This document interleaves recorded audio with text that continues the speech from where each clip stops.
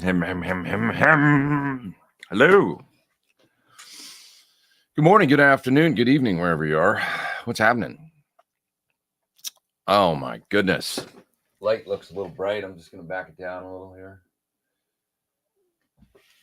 Turn it down a little bit. Not quite as shiny. What's happening, everybody? Oh my goodness. What happened this week? Put out a little video for the Deliverance Mark II Plus amplifier from Fryette. And cool amp. It's got a real kind of rock gain voice to it that doesn't it kind of sounds like a cross between an optimized 800 and a high watt, but with more gain, a little more gain. And it was really cool. I guess the original amplifiers had no switching or anything like that, and it's still a single channel amp, but with this amplifier you can actually switch in a gain stage on top of, so you've kind of got like your, imagine it like switching in a tube gain stage on top of you know, the straight up, almost like a switchable. I don't know where in line in the kind of in the topology of the amp the gain gets mixed in, but anyway, it doesn't matter. It sounds really good. It's cool. And for those that want something simple, I would say it's a pretty cool amp, pretty cool rock machine for sure, with a great voice that kind of, like I say, reminds me of like an optimized 800, like what you wish they sound like when you turn them on, and a high watt or something. Real punchy, great clean sound. So it was fun, and it's got a loop in it and stuff. If you're looking for something simple that's just kind of clean, dirty, kind of British, forward, clear, you know, fun. What else have I got going on? Here in my hand, I hold a cloud lifter. And I'm going to try this on my SM7 here, my Shure mic that you're hearing me speak through right now. The SM7 is an awesome microphone that has a great reputation. Obviously, it's been used for all kinds of things over the years, from voice over to, you know, multiple different instruments. It's a very popular mic on hi-hat, but I know like John Petrucci likes it on guitars. It's a large diaphragm dynamic that, you know, has a big natural, you can hear you can hear what it sounds like right now. But one of the things about an SM7 is they don't have a lot of gain. So you gotta, like right now I'm running it through a DBX mic preamp, a 560 that's in my 500 series rack over here, and I've got the gain about 3/4 the way up. So I'm probably giving it about 35-40 dB of gain, so that it sounds like it does right now. And then I'm even pumping it up in my interface a little bit. That's just how they were designed. You know, if you're using it on drums or something, you're fine. If you're using it on you know, it's loud instruments, electric guitar, it's probably going to be just fine. But if you're doing what I'm doing with it, voiceover, or if you're doing, you know, using it for live streaming, or if you're using it to maybe sing, which a lot of people use it for, it's a great vocal mic. Inexpensive, works in a lot of situations where other mics don't work. But yeah, they need gain. And then a lot of mic preamps, you know, unless they're super duper clean, even expensive mic preamps, a lot of them can add noise when you turn them way, way, way up. So this thing is designed to alleviate those problems. And just full disclosure, I mean, they sent me this. It's like a thing with Sweetwater. I've always wanted one of these for this mic for this very reason, just because I know the increased noise when I turn my pre up and stuff.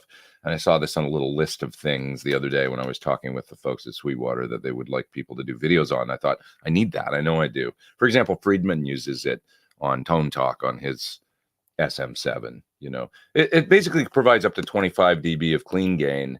That's lower noise supposedly than most mic pre's. It does makes it like kind of impedance matching, so it's like optimal impedance. And you can also use it with ribbon mics. It'll take the phantom power and not pass it through to the microphone. So because ribbon mics are allergic to phantom power, so if you put this in between your ribbon and your mic pre, you can turn on the phantom on your mic pre. This will pass on the gain and the power or whatever to the microphone without screwing it up somehow. I don't know how. But anyways, ribbons are also legendary for being kind of low gain and sometimes can use a little bump. So look for this next week. I'll hook it up, make a little independent video for it this week where I directly A/B it. and, you know, plug it in and stuff and show what it's doing. It's niche for my channel, I know that, but there's some of you out there that might find it, you know, useful for either your ribbon mics or your dynamics. Your Instagram reel from Nita's wedding looked magical. Yeah, Nita Strauss got married last night to Josh, her longtime dude, and they had a really fun wedding. It was great. Fun jam afterwards. So I got to sit in. Britt and I played a song, and Glenn Sobel and I played something, and it was fun. So it was great. It's nice to see. She looked fantastic. She had all her family there, and so did Josh, and it was a nice gathering of folks, friends, family. Pretty cool. Good times. All the best to them on their new adventure. Yeah. Good stuff. And can you do a long talk on graphic EQ? I'm thinking 1K and 2.5K would be good for guitar. They aren't on most 6 to 7 band EQs, but appear in 10 bands. Yeah, definitely that is important frequencies that you're talking about right there. The kind of the 1K to 2.5K bands. Like 1K can be sometimes a little too much on a lot of guitar sounds, I find. Be a little aggressive. And you know, you might want to cut it. Like it's a little secret of the Van Halen thing, I think, that maybe in the 1K, you know, it's kind of a broad. I mean, it might have been centered a little lower than that. I don't know, but I think they cut sometimes mids at the recording console for the Van Halen guitar sound. A little less, just kind of broadly between 500 hertz and maybe all the way up to 1.5 or 2K or something. But if you and I remember Bo Hill talking about this on Friedman's Tone Talk show that he was on. He mentioned that 1K was a frequency that sometimes he would dip because there seemed to be a lot of it in guitar sounds. Maybe it kind of gets in the way of vocals or something with the guitar and the vocals kind of clashing or getting in each other's way. But anyways, I tried that after watching that. I thought maybe I'll try dipping 1K a little bit here and there and seeing what that does in my mixes. And I did notice that it was cool. 2.5, 2K is actually a frequency, and maybe on up to 2.5, that if I'm trying to make solos stand out, once again, because it's kind of almost like a vocal, if you want to make the part really stand out, that parts, you know, guitar parts, vocals can sometimes benefit from a little bump in that range. You have to be very careful, because if you push it too much, it gets to be a lot quickly. So, I mean, like 3 dB or less usually is enough for me. But if I've got a solo that's sitting in a mix, and if I turn it up, it just seems like it's all too loud. But it's not as clear as I would like it to be. Many times I'll just boost 2K a little bit, and it's like, there it is. The solo just lifts over top of everything enough without having to change anything else. So I could get with that. I mean, graphics are, you know, it depends how you use them. If you're using them into the front of an amplifier, if you're using them in the effect loop of an amplifier, like maybe sort of more like the Ty Tabor thing. I think part of his sound was using it post distortion and stuff. And I think he would use the 31 band graphic to kind of do things to his sound. Or the Eddie Van Halen, you know, 10 band MXR, almost as a buffer, or a 10 band Boss, excuse me, or the 6 band MXR that he would use sometimes to kind of kick the front end. I mean, it definitely provided a healthy boost. Those things will gain up the front end, both the Boss and the MXR. MXR is noisier, but it sounds cool too. You know, you can kick the front end of the amp, drop the low end a little bit, kind of fine tune the sound of the pickup going into the amplifier. You know, a lot of people put a lot of time and thought into, you know, Eddie Van Halen pickups and stuff like that, including me. But once you kick the front end with a graphic EQ, I sort of feel like all bets are off. Or like Randy Rhodes. You know, I think he used one too pretty dramatically with a distortion plus. So anyways, yeah. Arthur says, I love using a cloud lifter. It makes low gain mics so much better. I use that Shure mic on my guitars. Using SM7 on your guitars, that's cool. I've still never really tried it on a guitar cab. You know, got it here just for this. But I know people like them. I've used an RE20. I've used things like a Sennheiser 441, not exactly the same thing, but kind of these sort of upper end dynamic mics that are sometimes used for voiceover, things like that. And I love the 441 actually a lot on guitar. It's a great sounding mic. But yeah, these mics can sometimes benefit, I guess, from these cloud lifters. So I'm gonna try it this week. Yeah. Ben says first time I used an SM7 was at a radio station for an interview. Yeah, they're quite commonly used along with an RE20. Probably the SM7 and the RE20 are the standards if they're dynamic, you know. You'll see them a lot in voiceover radio, podcasting, that kind of thing. It sure actually makes one now. To be fair, with a preamp built in, so they've got a model now that you can buy, but there's a million of them out there already in use. And for people that don't have that new one with the preamp and stuff, this is a really nice option, I think. And plus, this gives you the ability to, for example, I've got a great sounding ribbon mic, the VR1 from SE, but it is pretty low gain. So it could probably benefit, from this. So it'd be interesting to try it with some different microphones in different situations. Yeah. Yeah. That Shure mic is pretty much an SM58. What's that? An SM7? Is it real? I mean, I don't know about that. I mean, isn't the diaphragm much larger on an SM7? You're saying it's the same? I know the SM57 is basically an SM58. A 57 is basically a 58 with a different, the pop filter, round thing on a 58 on the end is the only difference as far as I know. But it does change the sound a little bit. So are you sure you're not mixing that up? Because I think an SM7 is a different thing. Pretty sure. No pun intended. All right. Lauren says he's got a Royer DB20, which has either a 12 dB or 20 dB boost. So they're making some of these mics now, I guess, with these gain things built in. Line boosters do magic on the SM57, says Lauren. Yeah, I'll have to try that. I should try it in line on the way to my my Neve stuff over here, my BAE 1073s. See what it sounds like for guitar tone, see if I like it. Although then I'm going to want two, because then it's like, I don't like plugging things in and, unplugging them and stuff afterwards. So I just want it in the studio. I like to leave everything ready to go. That's part of my thing, is like, don't want to have to constantly be screwing around with cables and stuff like that. Like whenever I do this show or when I do guitar recording, I just want to pull up the microphone and go. So anyways, there's a super chat from Arthur right there. Quick question. I just picked up a Line 6 Stomp. Was thinking of grabbing an HX1 or possibly HX Effects.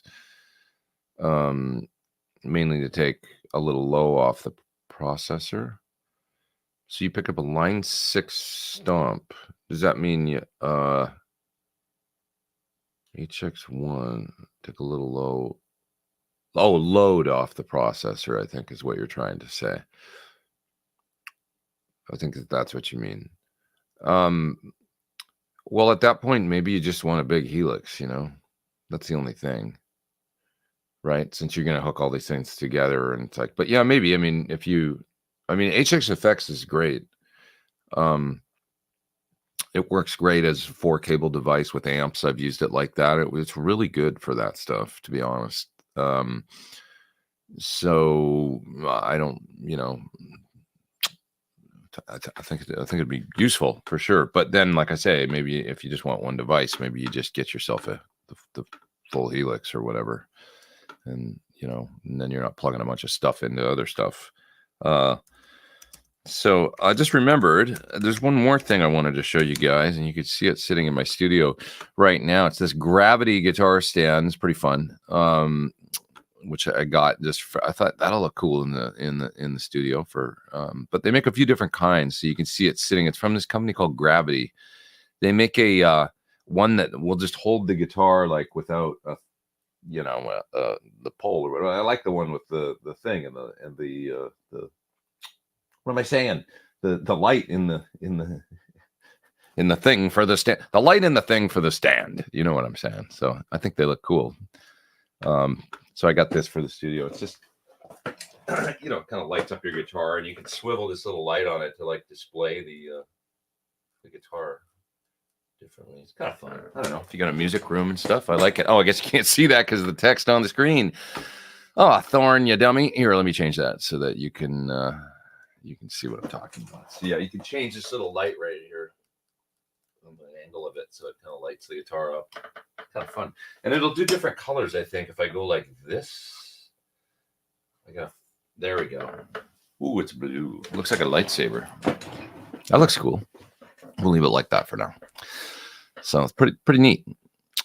Good times. Gravity is the company that makes those. So thanks for hooking me up with that, you guys. That's a nice addition. It looks nice in here. And let's see. Plexico there with a super chat. Your thoughts on the old and new Zen Drive? Man, the Zen Drive was the tone of my song 10th Street. I used it on 10th Street back on Guitar Nerd. I've often wondered why I've never just revisited that sound. It's a lovely, luxurious guitar sound. I think they were kind of known as I don't know anything about the new one. I've only got the old one. So the original one, the 4-knob, whatever, original back in the day, just did that great kind of smooth drive thing really nicely. And I used it in front of my old basement, I think, on 10th Street. And so the guitar sound on that is pretty much, you know, the lead parts were the Zen Drive into my basement, and that's kind of the Robin Ford thing. I think when he couldn't get or use his Dumble, his amp that was his preferred amp, he would play, you know, rented Fenders or Supers or things like that, and he'd use the Zen Drive. So I always really liked it for that smoother American kind of thing, you know. You know, when you want some higher gain, smooth, not a Marshall, pretty great. How would you use a DD5 and carbon copy together? Well, that's a good question, and I've got a good answer, I think. If I had an amp with an effect loop, I would put the DD5 in the effect loop, and I would use the carbon copy in front of the amp. So the carbon copy is all your dark delay that blends well into the input of an amp. Think the Edge, or, you know, you could even use it to do like a Van Halen style, although the Van Halen delay is brighter than that because it's an Echoplex, but you could kind of do that with it. I mean, I know guys like even Warren DeMartini, he was using a couple carbon copies on a board in front of his Soldano, just because they'll blend right into the front of an amp pretty good. They won't, you know, because of the lack of clarity and the darkness of them, they kind of sit behind the main guitar sound, just to add a little bit of muck. That's kind of cool. Or you can use them, you know, with modulation and stuff and do a little bit more of it's a different sound, but, you know, sort of in the same family as Memory Man-y, I guess.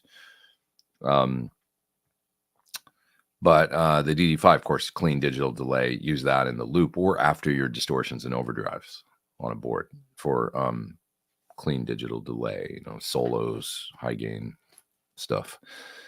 That's what I would do. Yeah. So, Chris Quinn's there asking about, have you ever used an EQ pedal to tighten up a clean sound? A lot of people will use EQs in that fashion. I think that's kind of the Eddie thing, you know, drop the lows a little bit and then boost the mids, and it kind of kicks the front end of the amp with some gain a bit, but keeps things tight. And you can shape the sound of pickups. I've done things like that. I mean, I think I did a video a while ago where I used a graphic like that in front of the amp to kind of increase the clarity and to sort of improve the tone of the neck pickup of my 335 when it was basically clean. Give it a, you know, essentially a fairly different sound than what it's a nice sounding guitar for sure. I love the bridge pickup especially, but the neck pickup always sounded a little dark to me in my 335. So, you know, adding some clarity in the top end and then cutting lows a little bit to kind of filter it out, and all of a sudden it sounds fantastic, you know. So EQs are great for that. Mark is asking, do I think the new Plex head from Dave will work well with a Captor X? Yeah.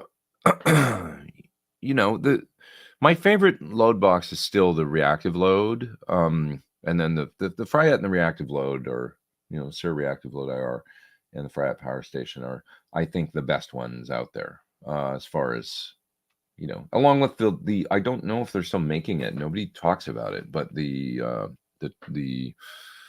one from Fractal was really good. So it's doesn't do any. It's like its original Sir. It doesn't do IRs and stuff like that, but it's a good, really good load box. So those are my favorites. Yes, you can use a Captor X. You know.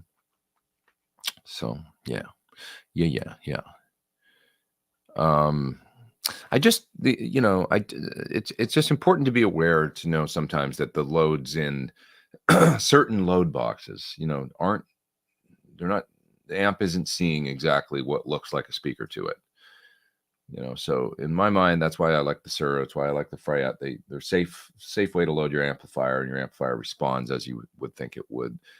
Anything that does the it's fairly well publicized now. Anything that does the kind of the bathtub type curves, you know, with something like a Plexi that's kind of rides on the hairy edge sometimes, especially when you're cranking the snot out of it. I'm sure Dave's amp probably be fine, you know, but anything that's Marshall Plexi, sort of just the way the amp works, from the way I understand it. I mean, Andy Sneap was on Tone Talk the other day, and he mentioned something about using the aux from UA with a Plexi, and for a second he said something like they blew up a couple Plexis or something, or popped a couple Plexis. I don't know what that means, because then they just moved on to the next subject. But I wish he'd elaborated on it a little bit. But he was kind of like, yeah, those amps with that load, it's just the thing is that bathtub curve. You just want to, you know, it's a different type of load. It's not quite as sophisticated as something like the Sir or the power station. And so if you're just, I have an aux here and I use it. I like it. I have captors here, you know, they're good devices. But if I'm just saying, for me personally, if I'm cranking my, you know, that vintage Marshall up there into something, I don't really want to sacrifice an output transformer or whatever. So, or risk arcing tubes, sockets, and stuff like that. So it's just like, I just want to use a load that is like a speaker. You know, modern amps, they can generate the power sections aren't running on the hairy edge like a Plexi, as I understand it. Already kind of pushing the envelope, so to speak, when you're really cranking them. So it's just something to be aware of, you know. That's all. But yeah, take that and use it as you will. Okay. Entertainment Speculation says SM7, SM57, SM58 all have the same element. The SM7 has passive electronics in it that adds some magic. Oh, I see. So it is a little different. So the diaphragm and all that, the element, as you say, is the same? Because I always was under the impression that it was larger on an SM7, but I don't really know. I'm not a microphone expert. I don't claim to be. I was always, you know, large diaphragm was what it's thrown around a lot. So am I wrong about that, or just don't have the right information? When am I going to do a video on Friedman's Plex head? This week, I think. That'll be something I'll knock out before. I got to go play a couple gigs. It's got a little bit of gigging coming up, not a ton, but like good solid sort of week and a half out of town doing stuff. So before I do that, and that's middle of the month. So I guess that means this coming week. Better do some work. Do some work, Thorn. Hi, sorry if you've talked about this before, says Dylan, but do you copyright your songs from your gear demos? You know, everything that goes up, as I understand it, on YouTube receives the sort of standard copyright from them, because it's like, you know, that's just part of the. So if anybody, you know, I ran into a thing a while ago where somebody stole some of my music, and I simply referenced back to the original video and when it was uploaded and stuff, and said, you know, and they pulled theirs down. They were totally full of crap. It was these kids it's crazy, but I guess it's just teenagers, but it was like kids in Argentina, and they'd taken my music and were billing it as their own, like kind of, and you know, using it in kind of a trailer of like upcoming album, you know, soon. And I found out about it, and I was like, okay, like I contacted them. I said, you're using my song, and it's, you know, it's protected. I can prove when it was, you know. So anyways, but yeah, you know, your music, if it's used anywhere else, it's fairly sophisticated these days. I mean, if I try and play anything, it's instantly flagged, you know, if a cover songs and things like that in my videos and stuff. So it's gotten fairly sophisticated. So, but I generally, beyond that, I don't, as far as the, you know, stuff in my gear demos, I consider them demos. I don't worry about it too much. You know, like I say, if I've uploaded a video and it shows it was done on May 5th, 2024, and it's got a song in it, well, you know, if somebody else releases something down the road or something and it's obviously mine, well, I've got that to reference back to and hit them up and be like, hey, what the hell, you know? And with that said, you know, I don't worry about this stuff that much anymore, to be honest, because I just think, to be honest, nobody makes any money off music anyway. It might be a naive way to look at it, but like the amount of money I've made off of, you know, with my instrumental songs over the years, off of, you know, it's not a significant portion of my income. You know,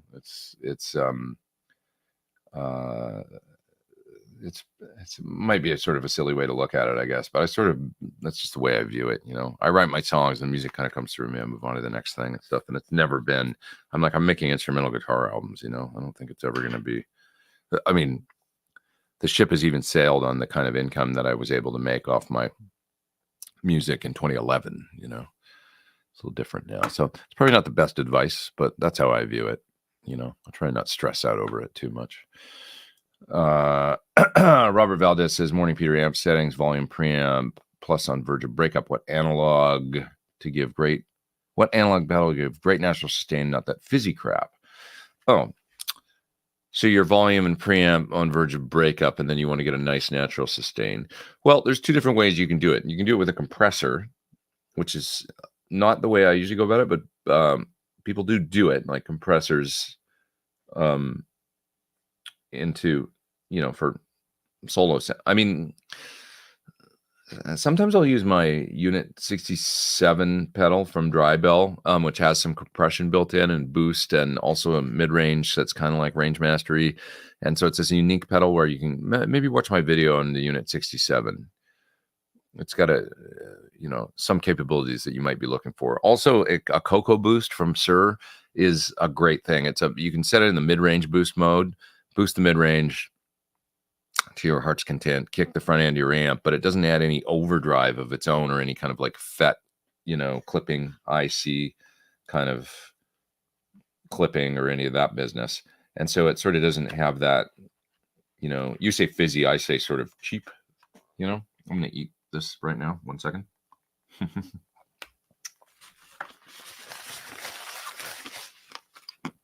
Running late is always on the way to work, so I bought something on the way. What else?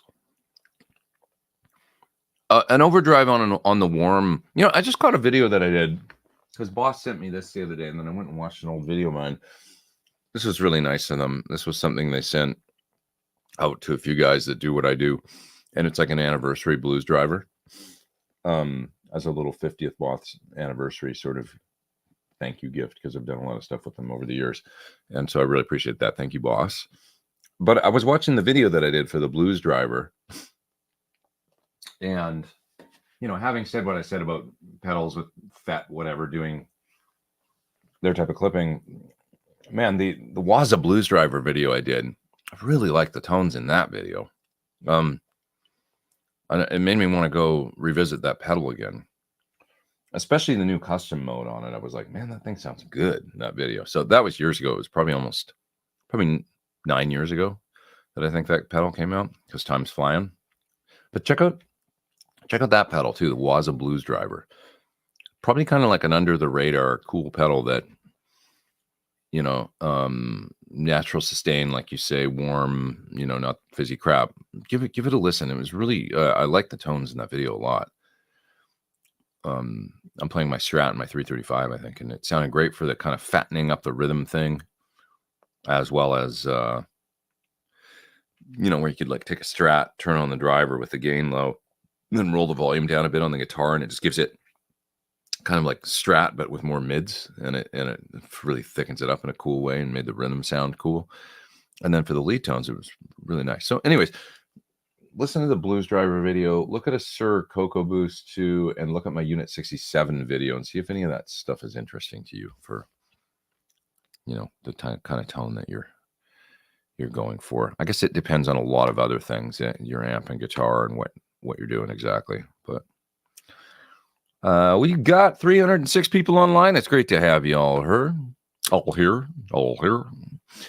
Bulbous Uptake says, do you talk to Todd Kearns much?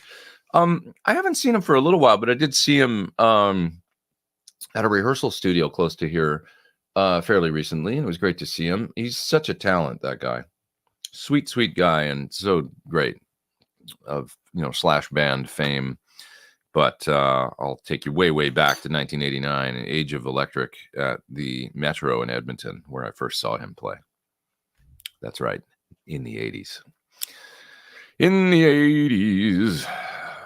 Do you have some FX pedals that are always on, says Karen? Not really, no. I mean, I'm always using a buffer of some sort but that's just, other than that, when I would say, for instance, when I play like the classic rock show gig, most of the time it's just guitar right into the front of the amp on channel 2, doing a dirty rhythm thing. That's probably 60% of the set. If I'm running into the clean channel of the amp, then yes, I'm using a compressor, sometimes a compressor with a light overdrive, and usually with some reverb or something to give it a little air. I tend to not do that though. On my main dirty rhythm tones are generally pretty darn dry, when I'm playing live, and trying to get clarity and punch in a PA, cut through a band.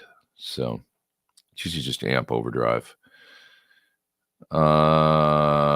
Let's see here. Earl says he's been exploring using an HX Stomp for effects, but a Tone X for amp models. That's cool. Tone X has an easier interface. Stomp is more challenging to do edits without a computer.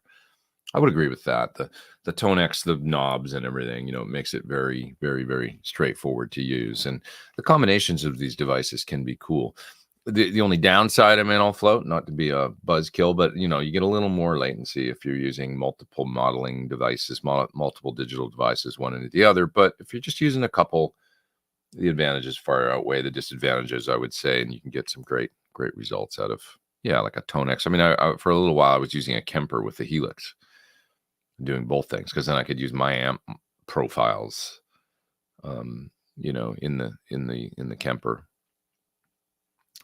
I did that stuff it was like my home rig back when I used to live in my old place before I was making videos in this room, and making Pete Thorn 2 and stuff. I did a lot of the record at home, actually. And I used a lot of different things, but one of the things I did use was that Kemper Helix kind of setup sometimes. Actually, I don't know that I used the Helix with the Kemper that much on the record, so I might be lying about that. But I did use the Kemper profiles on the record. But I used the Kemper and the Helix together, for instance, for playing with Todd Kearns, a gig many years ago that I did with their band Took. So, for instance, I just set up this little rig where I had the Kemper in a loop of the Helix. So it was basically a 4-cable method, using the Helix as the brain, and then using the Kemper just for amp sounds. Helix was doing all the effects and stuff. So, yeah, okay. What else? What else we got here? Let's see.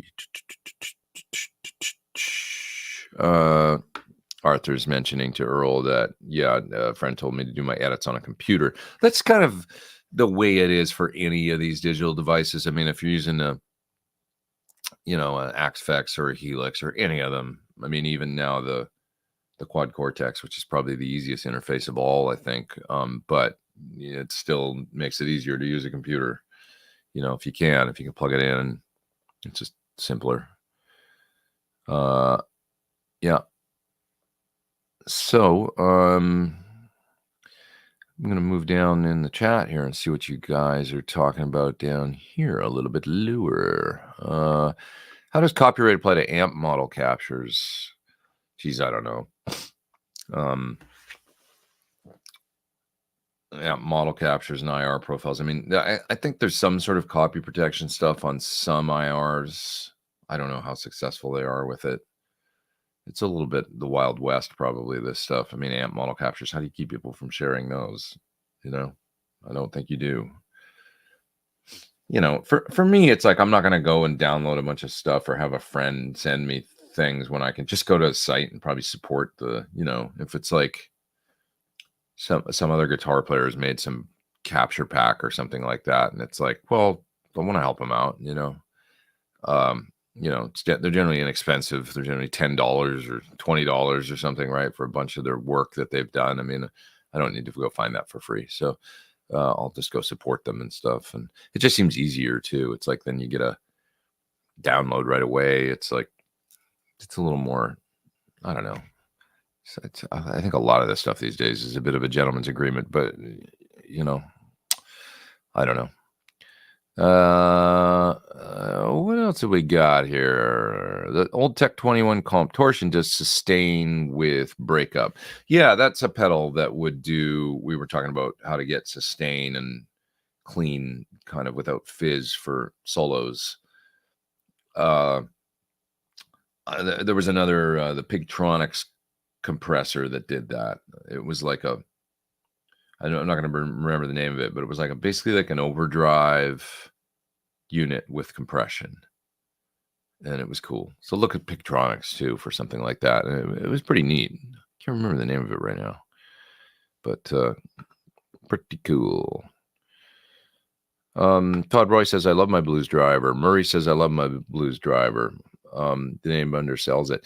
Yeah, I mean, maybe this should, I don't know, maybe we should do some sort of I should make a nice video for them, like the underdog, you know, distortion, or the fly under the radar or something. Because the Waza one, especially, I think was like, well, the Waza pedals are killer. I mean, the Waza Super Overdrive is awesome sounding, and all the custom voices. I mean, the Waza Metal Zone is killer.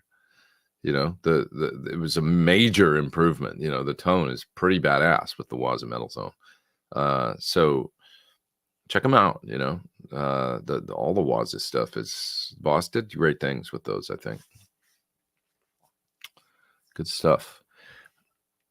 Here's somebody recommending a similar device to a cloud lifter, the Clark Technics CM1 mic booster. Thanks for the super chat there, Bruce. Yeah, these devices, they seem useful. I mean, I'm just most aware of the cloud lifters being the kind of the industry standard that people talk about a lot and seem to really, really like. So, you know, always wanted one, and I'm going to try it on this SM7 I got right here this week. You'll hear it next week on the show. Yeah. Gringo Pig, what's up? I played one of your signature guitars today. He says a red HSS. I was very impressed. Flawless playability and a super stable trem. Thanks. I'll see my red one in a little over a week. It's been, I don't have it here because it's been in transit from the East Coast for all our gear at the end of tour. Stayed in a some sort of package together so that it could go. We're doing this kind of private show actually up in Canada in a couple weeks. Not even a couple weeks. Like, well, almost a couple weeks. 10 days or something. So I'll see my red one up there because it's with all the gear. I brought home my Floyd Rose one because I have my silver one here somewhere. But I've got this one here, which is the crazy. This one with the sparkly finish. Looks black, but then you catch it and it's got sparkles. It's got sparkles. Come on, look at that thing. Love this guitar. It's fun. And I love my red one too. Those are kind of my main two guitars, that this guy and the red one with the Wilkinson. Yeah. Here's a about that copyright issue. I got a copyright claim from CD Baby, but could prove my upload was earlier, so their artist page went down and they removed the song. That's kind of what happened to me, essentially. you know, it's interesting when it's pretty basic, right? I mean, if you've got a song up, you know, on YouTube and there's a date stamp on it and stuff, and you know, every time you do it, it's the standard copyright and it goes to you. And if they clear it and stuff, and the video goes live without anybody, you know, disputing music that's in it and stuff, well, that's kind of your, you know, hey, I've got a song and it's got the YouTube copyright, whatever, and it's, you know, whatever, and there's a timestamp and a date and stuff. And so if anybody like takes that music and then does something with it, you've got something to actually reference back to. So and apparently that's what you did there, sir, and then it seemed to work. It worked for me too. I mean, I didn't go through, actually I think I did actually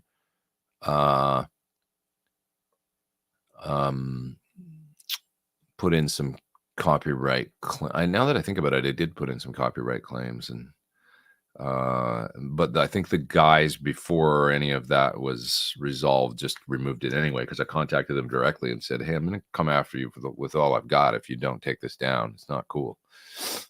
So they quickly, you know, sometimes just contacting people directly when they know the jig is up, and if you're a fairly well-known musician as well, you know, and you send them a DM and you're like, hey, you know, stop screwing around or I'm going to, you know, come after you, you know, and make it public, you know, because it's easy for me to do that. I'll just make a YouTube video about it. Right.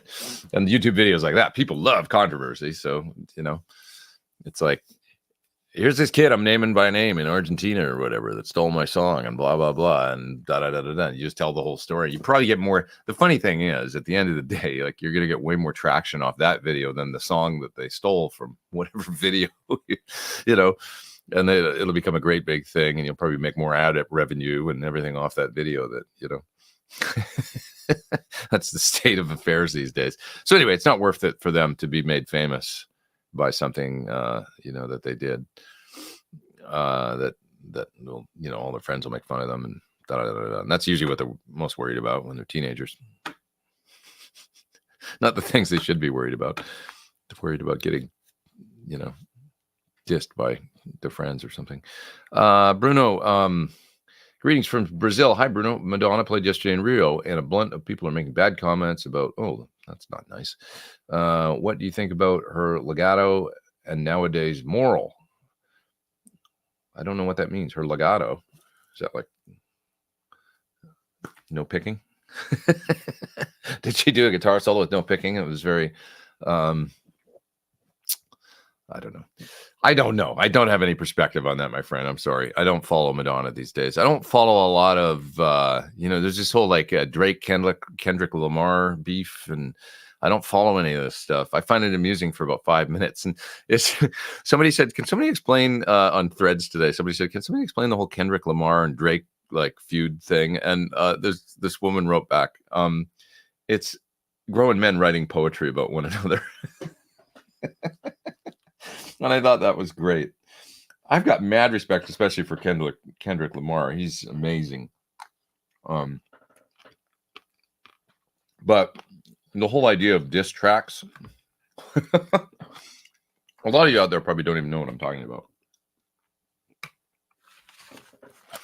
As I take a bite of my acai bowl. Sorry, there's only 328 of you watching me eat my breakfast. I know I'm rude, but I have to eat every now and then, or I'll die. I'm gonna die. And keep going. Oh, brother. Anyway, it's funny, like pop stars in the drama.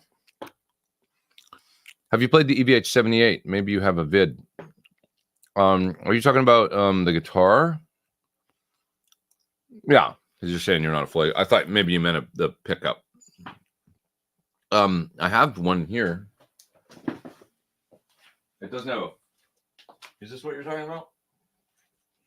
I showed this a couple weeks ago with the bridge and how good it actually stays in tune. It's just, you have to always drop the bar after you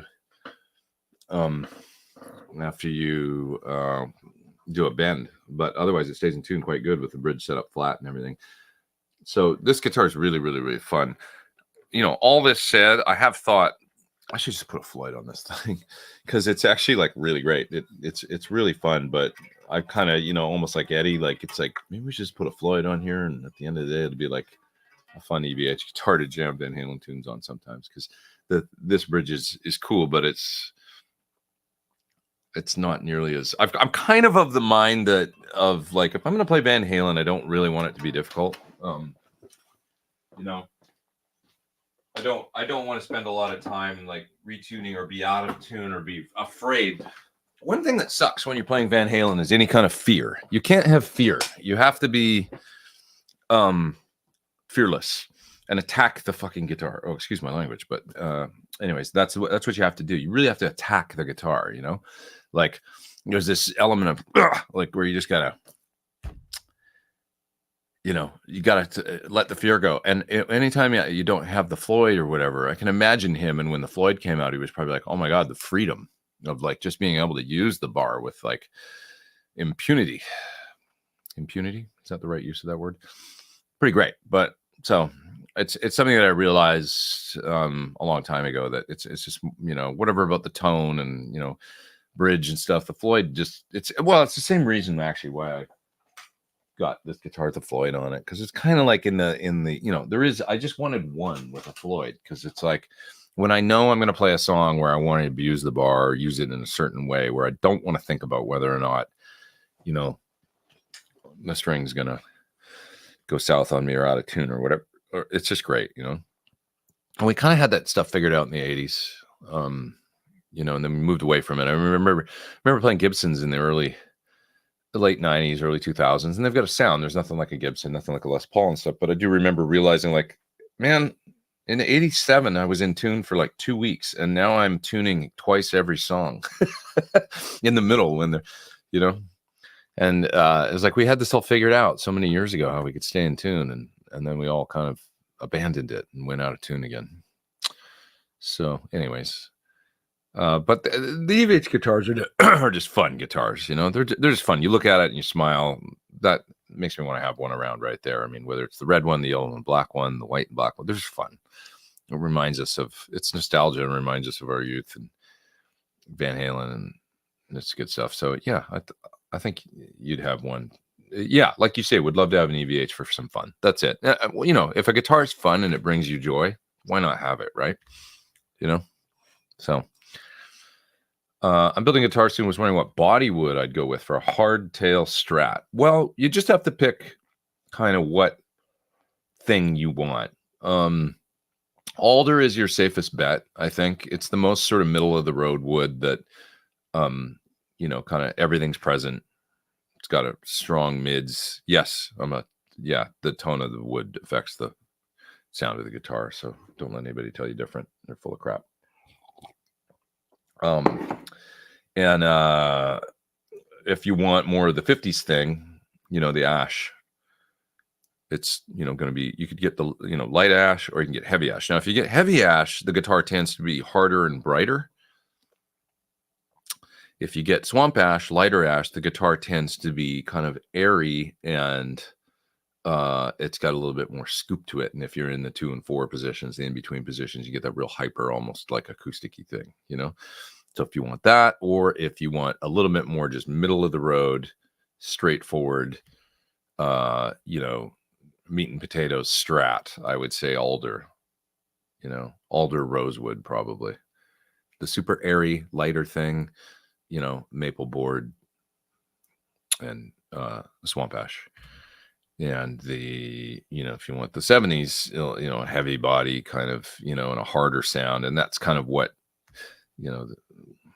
once again, guys like George Lynch or Eddie Van Halen, and Papa Humbucker in a heavy ash body from the 70s kind of thing, or a kit body of that sort of ilk, you get a harder sound. It's like a, it's not a bad thing. It can be a cool sound if for a certain thing, yeah.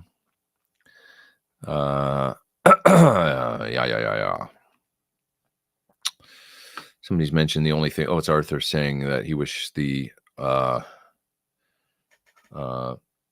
Helix family had a capture feature. I'm sure that's probably coming. That's got to be something that they're working on in a future model, right? We would think. We got lots of people online. 350. I see y'all. Pigeons will save the world. I hope so. Pitchins will save the world, says Hi Pete, playing an SL68 on low power through a 112 with G12H75 greenback. Love it. Kind of crazy, but I've never owned a greenback. How different would a high powered greenback variant be? I think that's probably a great speaker for a 112. A high power greenback would probably be darker. Like if you get a red back, it's going to be darker than that greenback.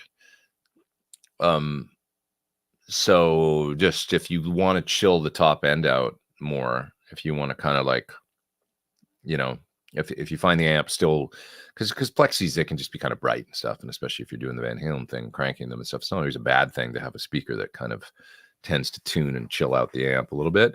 So the creamback is a great all-rounder, and especially if you set the amp a little darker and stuff, and if you say you love it, then I just roll with it. Maybe at some point try another 112 with a redback or something for an alternative tone. But if you're loving it, don't change. That's my advice. A couple super chats I got to get to there. Live to play guitar from Canada. What's up? I guess I live to play guitar too. I think that's pretty accurately describes me at this point.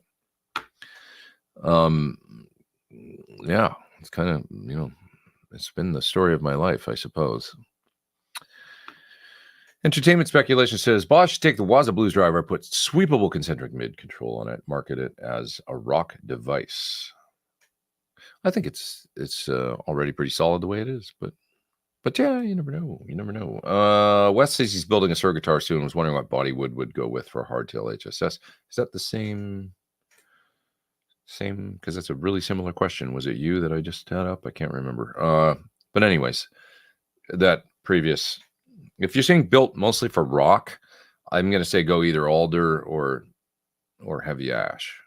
If you want to go hard rock with a humbucker in the bridge, you might consider that. Everybody from George Lynch to Eddie Van Halen. Not everybody, but those two guys. Both, I think, used heavy ash bodies for their rock tones. And heavy wood ain't hard to get. It's the light wood that's hard to get. David says, is the full tone OCD V2 any good? It's funny. I did realize, I have a few full tones around, and I did listen to them. I had 3 different versions. And many years ago, I went and listened to them, and they did all sound different. I think I ended up liking the V3 one the best, but I can't quite remember. But I was surprised. They all did sound a little different. I was like, oh, yeah, I can definitely hear the difference between these. But they're all pretty similar. What do you think the G12H Heritage Greenback paired with a Scumbag 65 and a 212 with a Marshall Plexi? Yeah, sure. That's cool. That's kind of a lot of people were doing 212s and stuff like that 10, 15 years ago with a greenback and a G12H. It's going to be louder a little, that G12H Heritage. It's going to be a little more efficient, a little louder. That's the only thing. So we always want them to be kind of the same and then blend beautifully. And the reality is the one sort of tends to dominate just a little bit over the other. It's almost like in a mix when you have something that's mono and you pan it center, and then if you just pan it to the right a little bit, because now you're taking more energy and putting it in the right speaker, and then all of a sudden you definitely hear the right speaker a little louder, right? It kind of sounds like that a little bit, but still cool. It doesn't matter. It's an imperfect thing. Guitar sound is a totally imperfect thing. So what's my favorite spring reverb pedal? There ain't many out there. I'm about to do a review of one from Crazy Tube Circuits, so that's coming soon. So give me a minute, and then we'll listen to it and see if that's my new favorite, because there's only a few. There was the Carl Martin, and there was the original White Whale from, which I love all Crazy Tube Circuits, so I don't hesitate to recommend those. The Carl Martin, I can't remember. It was a long time ago I did a video for it, but you'll find a video from me about that. They're always very big, springs and pedals are big. And they're kind of fun. You can kick them and they'll explode. Yeah. Not like literally explode, but, they'll make that explosion sound. Yeah. What else we got here? Did Boss use Keeley mods as the base for the Waza custom modes? That's a good question. I don't know if they looked at things that people were doing or not when they created the Waza stuff. It's possible. They could have been like, well, they're simply modding our pedals, so making money off it. We'll take their mods and put them in our pedals. Why not? Nice eating breakfast with you guys. Cooper says, I was watching the Mitch Malloy gig you did. I must say you really kicked ass. Thanks, man. I appreciate it. It was a great challenge playing 23 or 24 Van Halen songs back to back. I saw somebody say something interesting today on Threads. They were saying, I miss the I don't remember the phrasing or the exact words they used, but it was basically saying they miss seeing the daily progress and feeling the advancement in playing when you practice every day, when you practice guitar hard. That kind of like actually, getting an actual, almost like when you work out, you go to the gym and after a couple months, you really see results, That was one of the last periods when I did that gig with Mitch where I really practiced really hard on something because I was having to, I had to play these Van Halen songs and thought, I'm not going to get up there and suck. I'm going to get up there and do my absolute best. So I really worked hard on it. And I really put in a few months of, every day I'm sitting there. I still have the list up on the wall right there I left it up there of the songs. There's 19 tunes on the list right there. And I think we ended up doing a few more. Yeah, we did. And, just looking at all my notes and everything on the list of tunes of running through everything, kind of a rough set list. But it was really a good period, good for my playing. I should do it again. I should, just put in an hour every now and then, run over a bunch of those songs just to stay fresh on it. But anyways, thank you. Appreciate your comment. Does it change the way you run your cabinets on stage if a particular venue has a purely mono front of house? Yeah, well, it would. Yeah, I probably would be like, oh. So, I mean, I might just, if I knew there was a mono front of house and I was playing a small place and I was using a stereo rig, I might just give them mono right from me because I don't know how. I feel like I would rather let whatever my stereo devices are, which are, like my EVH SD3000 or my micro pitch, those kinds of things that I have going on. I would probably unplug the right channel from both of those because your pedals will sum to mono, and they won't do it in a weird, phasey or strange way. So let's say you have a stereo chorus or something going. Often it can sound weird if you only listen to one side, right?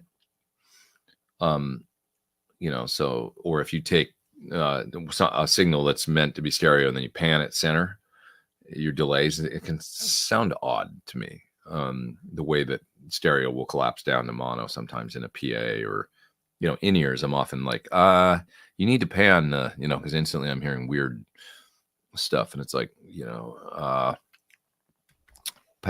pan it out wide and and then it sounds normal. So anyways, but if you pull, generally speaking, you guys probably know this, but if you're running stereo, then if you pull the right side, it'll just, the pedal will sense it when there's nothing plugged into the second output that works as stereo, which is usually the right output. It's usually left from mono on most effects units, and it'll collapse the effects to mono in a way that sounds good. So I would probably do that and maybe just use one cabinet if I knew it was like, hey, we got mono PA today, so rather than trust the panning center or no panning, you're just, giving them two inputs, they get summed and it might sound weird. So anyway, that's probably what I would do. Richard says that Yogi uploaded a fantastic gig with you and Chris yesterday. I'd love to, what was it? Which one? You guys sounded great. Thanks. Chris seemed relaxed and happy. Chris, I think with our band was, I have to say, the most relaxed and happy that I ever saw him in shows over the years. He did seem, not to say he wasn't, happy playing in other situations, but it always seemed more stressful probably.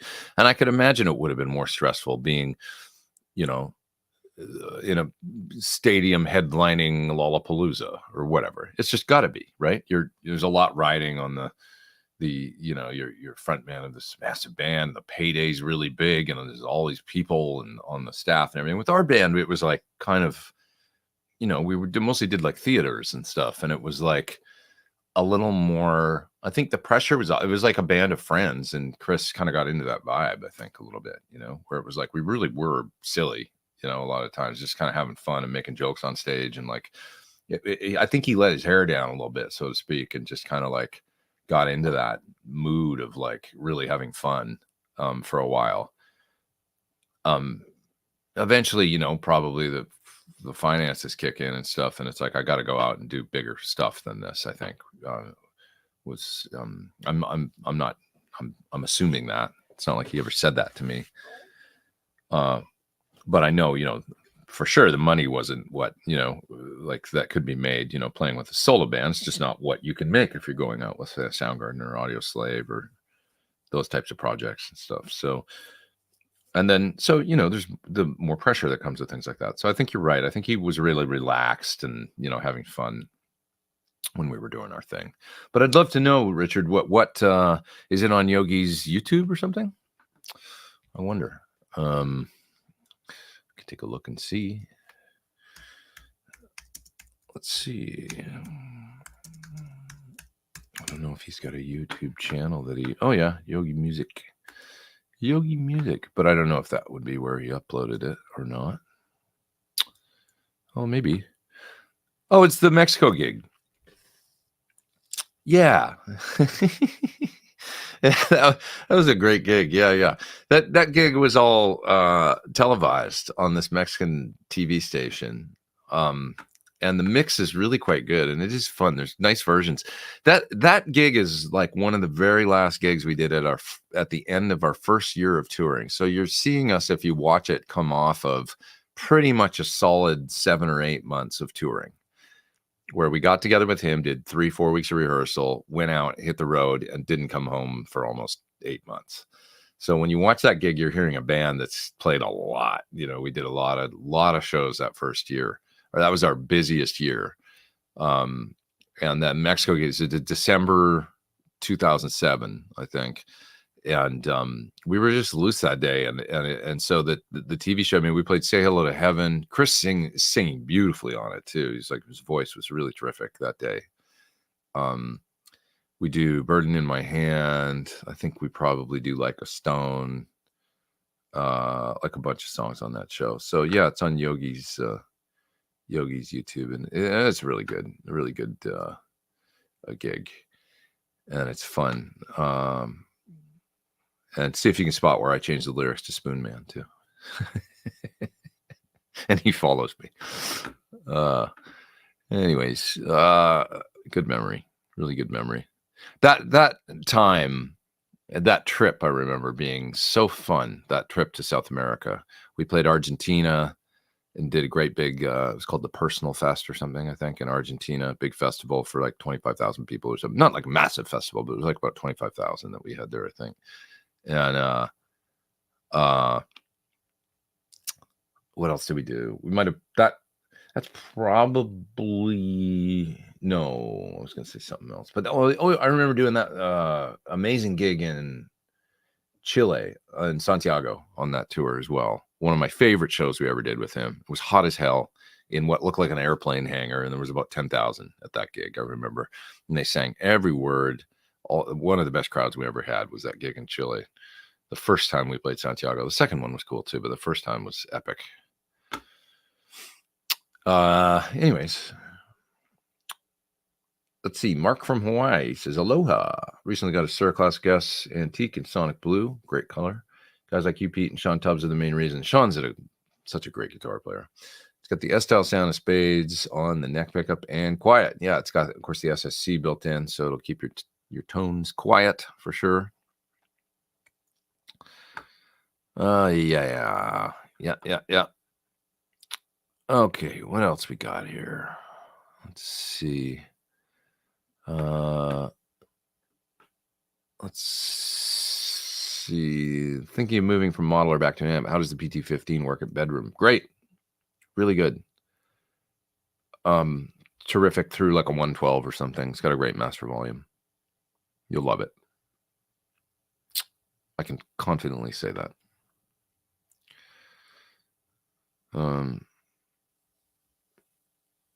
Yeah. More guitars over the super chat. If you're recording your album tomorrow, would you exclusively use mic'd cabs or would you use IRs and blend? It depends. Yeah, it depends. Boy, I'm looking red right now. Is that actually happening, or is it just a saturation of the video? Yeah, I would say it absolutely depends. I'm turning down saturation a little here. Yeah, that looks better. Don't look like I'm burning up. It depends just on what I'm doing. I honestly, I want to make a record soon, and I want to do a kind of live off the floor trio recording, maybe 4-piece. But I want to get some at least guitar, bass, drums, tracks, and keep a lot of it, and with the goal of getting great performances, and then doing minimal overdubs. So that would mean miking probably, I think. Just get a great tone, old school. Like if Van Halen was making a record and they went in and tracked as a band, simple punches for fixes or whatever, that's fine. But I kind of want to do that, and I want to get that kind of feel, and maybe with the goal of, well, then it won't be so daunting to go out and play the stuff live because I've layered it 5 times with harmonies and different things, and getting the arrangements to be, one of the things I'm always referencing Van Halen, but one of the things I love about Van Halen, a song like Jamie's Crying, let's use this, is that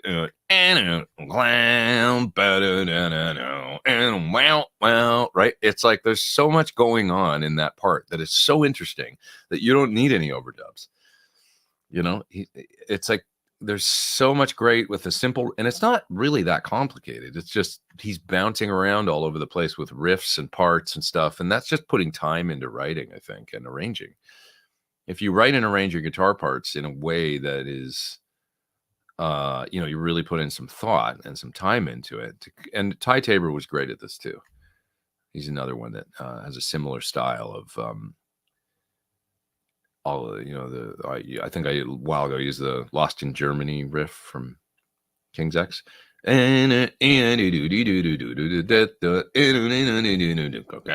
like you don't need anything else in there. There doesn't need to be a melody on top or whatever. It's the interplay between the guitar and the bass and stuff, and it's so cool.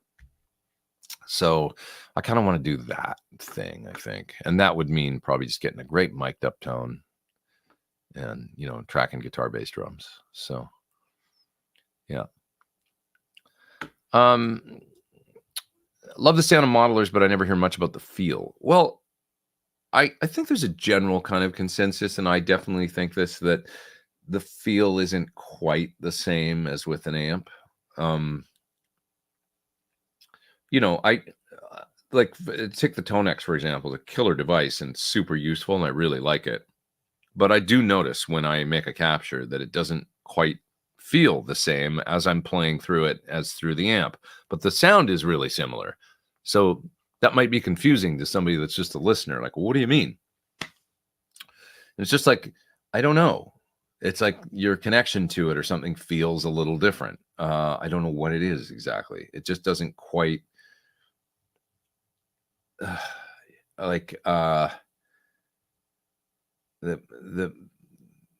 the feel of the strings or something is just slightly different. What do you guys think? I don't know.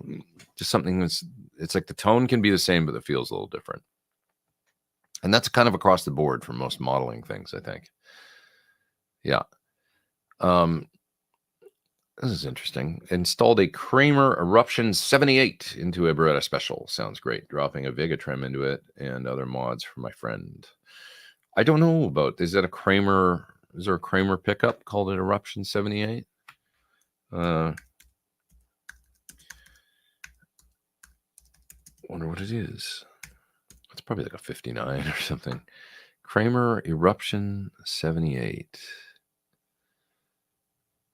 Kramer 78 Eruption 7080 eruption Frankenstein. I don't know what are these? Is this like a I don't see anything labeled as a Kramer 70 like a is it a Kramer eruption pickup? Okay. Starting to find it here. Let's take a look at this. I haven't heard of these. Alnico 5 magnet. They make a neck. This is the neck one that I'm on here. Humbucking neck pickup. I don't know why it took me to the neck pickup first, but see if they make a bridge version. Humbucking bridge pickup. This is the Sweetwater side I'm on here. See what they're up to. They do make a bridge pickup. Kramer. So it's a Gibson made pickup.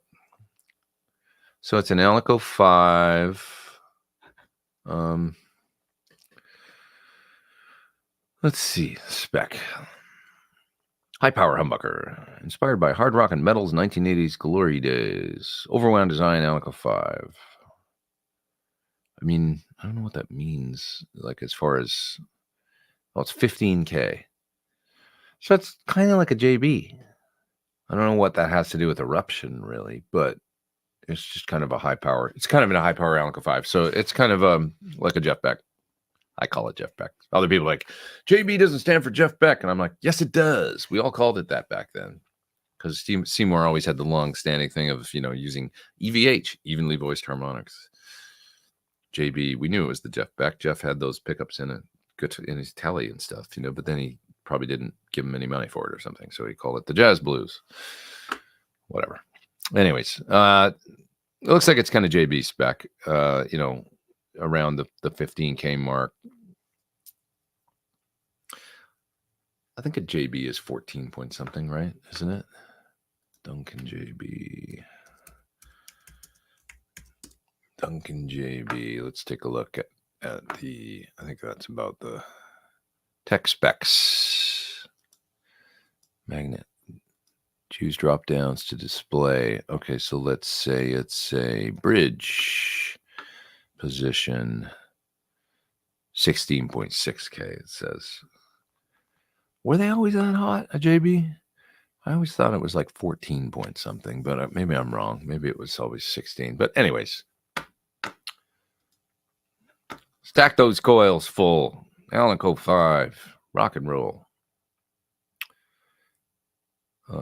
Good point says, I'm pretty far back in the chat, but Jimmy Jack Jones says, good point. Eddie seemed effortless, just smiles and watched his hands go. Yeah, you got to kind of just, to play Eddie Van Halen, you got to be not too serious. Practice a lot, get it under your fingers, and then just play wild kind of. And, and that's what gets the vibe sort of, although nobody can get it like he did, because he's just not that guy. But that's how you get close, I think. Would you say your EVH guitars would be your choice for playing Van Halen versus one of your old Partscasters? Yeah. Yeah, the EVH gear ones are just, you got a wide neck, they got great big frets, low action, 16-inch radius, the Floyd, just use that. Looks right, it's got the stripes, so when you look down, you know what you're supposed to be doing. Yeah.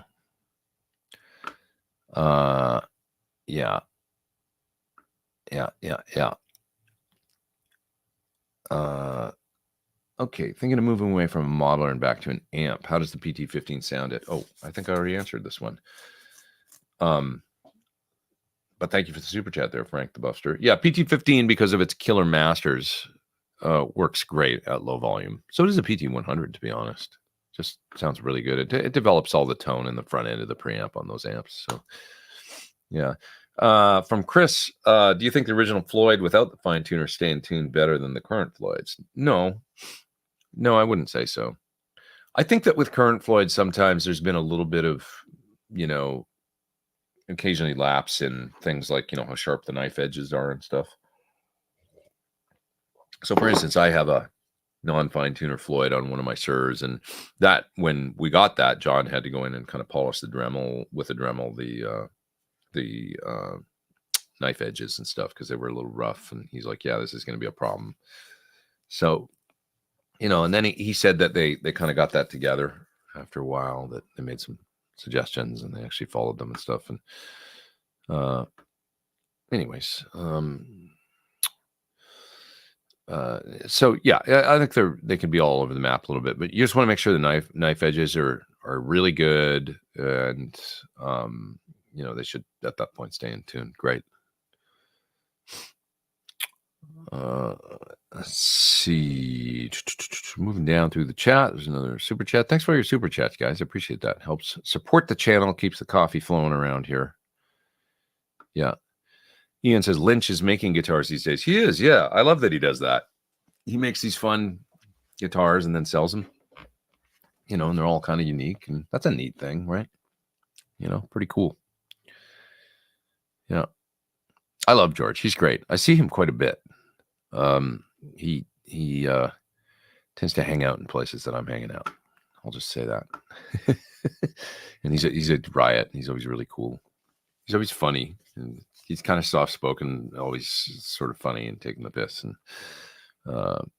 and still really passionate about guitar sounds and amps, and he loves it, experimenting and stuff. It's inspiring. Guitar Stuff says your Van Halen covers were fantastic. Thanks, man. I have so much fun playing it. Pariah's asking if I've heard of Nerd Halen. Of course. Yeah, that's Caleb's band. And they have fun playing Van Halen too, putting their own spin on it. Guitar Ninja 212 says, downsizing my rig, I already have a Friedman Runt with a cream back. Any suggestions on another combo to run stereo?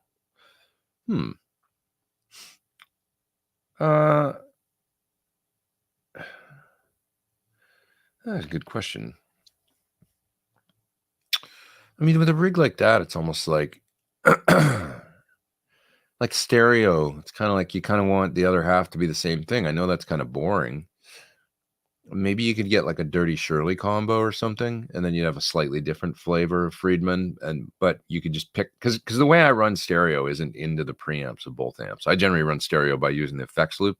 So one head will be the main, or one combo could be the main tone generator, and then you take the effects sand, go out to your time-based effects, and then come stereo out of those back to the main return, and then back to a second amp's return. So you're kind of getting the tone of primarily the first amp. And then you're just using the other amp like a power amp. But if you had a slightly different one, like I say, like maybe if you want to stay Friedman, if you had a Dirty Shirley combo, then you could pick, if you were doing a more classic rock rootsy gig, a Zeppelin-y gig, maybe you'd use the Dirty Shirley.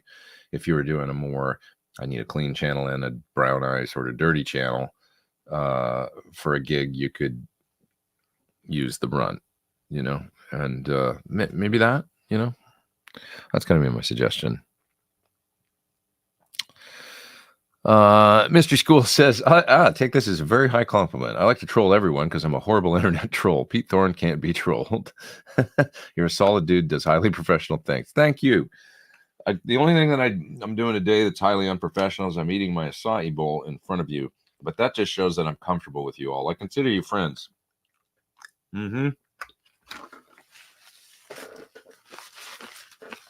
Love you all. The fact that you'll put up with my bullshit, I highly appreciate you. Even though I'm being highly unprofessional. But thank you. Please don't troll me.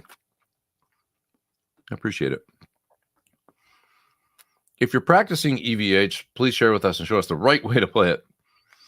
I still learn stuff all the time. I make mistakes. And then it's like, oh, no, it doesn't go like that. It goes like this. I get it now. After all these years, it's a very difficult guitar player to copy.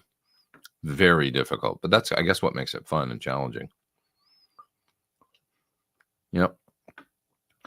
Mick Cotton says that he had a 70s Marshall Major. Those are so loud. Owned by Martin Barr. That's interesting. Jethro Tull. Wish I still had it. Cool amps. John Frusciante's amp of choice. And I recently was at Friedman's, and he had a couple heads in there being worked on. I heard them, and they're penetratingly loud. They really are. They're really big. Yep. Oh, yeah. What else we got here? Let's see. I'm about 15, 20 minutes back in the chat, but that's okay. I always wonder how did you say this Tom or is it Thumb? I don't want to screw it up, but I'm sorry. I probably did already. Just bought a PT15IR and I love it. What pedal do you recommend for taking into Soldano or 5150 territory while keeping the bottom end tight? That's interesting. Well, an unconventional choice. Okay, I would say there's a couple different things you could try. I would try something along the lines of a boost that is a targeted in the mid range, like something like a although Soldanos aren't. It's not really going to do it. You know what the best thing is probably an EQ. The Boss EQ 200. Check that out and watch the video that I did with the PT15 where I used the EQ 200 in front of the amplifier and then also in the loop. And you'll hear how I used it. I used it in front with the kind of frown EQ thing and with tightening up the low end, so cutting a little bit of lows, but then frown EQ, and then in the loop with a little bit of a scoop. So it's kicking the front end of the amp and pushing it into drive and tightening it up by dropping lows a little bit. And then you're bringing it back in the power section of the amp and kind of scooping the mids in it. You'll hear what I mean. I kind of transform the sound of the amp a little bit by kind of re-EQing it on both ends. And you might be surprised. It's kind of the way, to get there, I think, if you really want that, like more of that modern thing.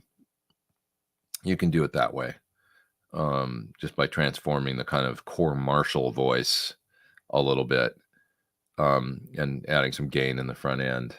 Clean gain, though, not like, any kind of fat distortion or whatever. Yeah. Is it possible to run a wet-dry rig where the wet and dry sides flip-flop depending on which side is active? Okay. Amp A's pre is driving the rig, so amp B is wet. But when amp B's pre is going, amp A is wet. Sounds complicated. It might be possible using something like a switcher, like an RJM switcher. But ask a rig builder like Friedman if you could do something like that. So it'd be like a mono wet dry. You could pick which preamp you were reusing.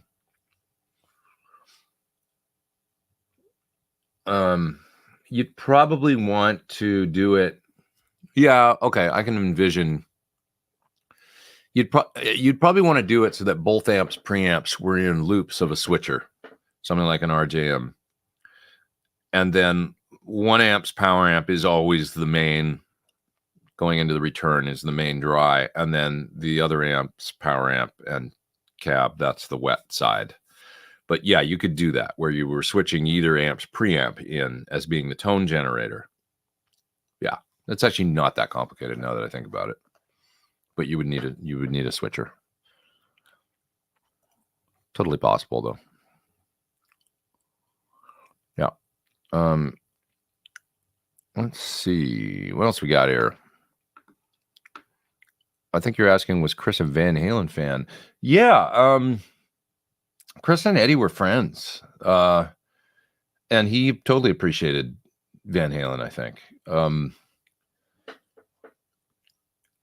don't know that he was like a super fan or anything. He loved Eddie's musicality. I mean, we talked about Van Halen quite a bit.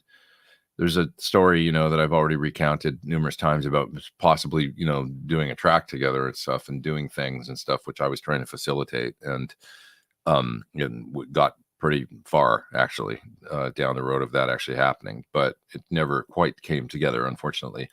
But it was Chris's idea, and he was like, really wanted to do something with Eddie because Eddie really was a Chris fan. Eddie was a big fan of Chris. And this is all how I ended up meeting Ed, eventually, and stuff was through Chris and that whole connection and Ed's appreciation for Chris's singing. So anyways, Chris was really struck by, at one point they had hung out. I don't know what the exact circumstance was, and Ed had played piano for him, and he said, "Have you ever heard him play piano? Like just sit and play piano? It's unbelievable." And he was just like, "It's gorgeous," you know. So he was really wanting to do something with that on piano. So when the whole thing was presented to Ed, like, "Oh, Chris wants to do something with you," and I mentioned the piano thing. Actually, he's really interested if you would play piano. And then I gave him the track, and it's a long story. But Ed said, "I don't know if I want to play piano. I'm going to play guitar." I was like, "I have no, you should do exactly what you want to do." You're Eddie Van Halen. So the guitar was what he ended up contributing, actually. And there is a reel somewhere with Eddie Van Halen playing guitar on a track that I was working on with Chris Cornell. So I would someday, maybe somebody will hear it, including me again. I'd love to. But long story. The first guitar I built was my first alder body guitar. It sounds way better than it deserves to because of my lack of experience. Wouldn't hesitate to get an alder, sir. I think alder is a great sort of, like, you don't want to go too far in any one direction, and you just want a good sounding guitar. Just a nice medium piece of alder is the best middle ground way to go, you know? Yeah. Oh, yeah. Yeah. What's going on here? Mystery School, don't go. I want you to stay. Gen X isn't allowed to speak without a millennial thinking it's better than everyone. Are you trolling now, or are you just having fun? Or are you actually got a legitimate beef? Don't go. Stay. Come on. You found your home. You found your home. Stay here. Don't leave. We like you. We like you. Everybody be nice. Karen Bassett says sometimes solo gigs can make more money. One guy with a hired band as opposed to a band with equal splits. Yeah. I guess so. Yeah. Go-Go's versus Belinda Carlisle comes to mind. Sure. And it would be like, yeah, I mean, Belinda,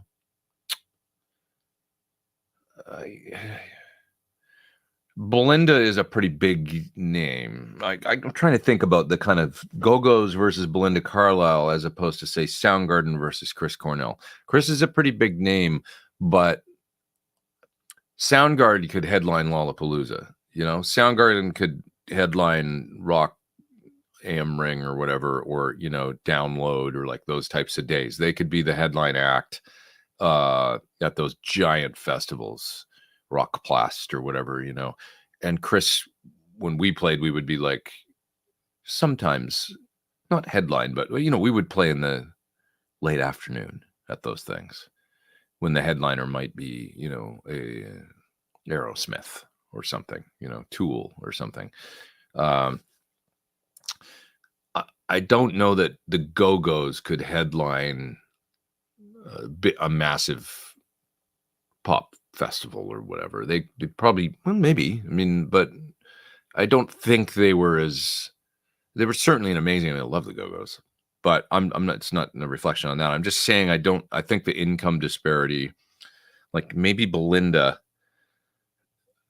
you know, would be closer in stature to Go-Go's versus Soundgarden and Chris Cornell, as far as like where I'm only guessing at guarantees and what these artists, you know, what they could make on gigs. So it just depends. I guess it's different for every artist, you know. And it depends what you pay your band, and it depends your production and how, you know, crazy you roll, you know, as a solo artist and as a headliner, I guess, you know. So different situations, I guess. Yeah.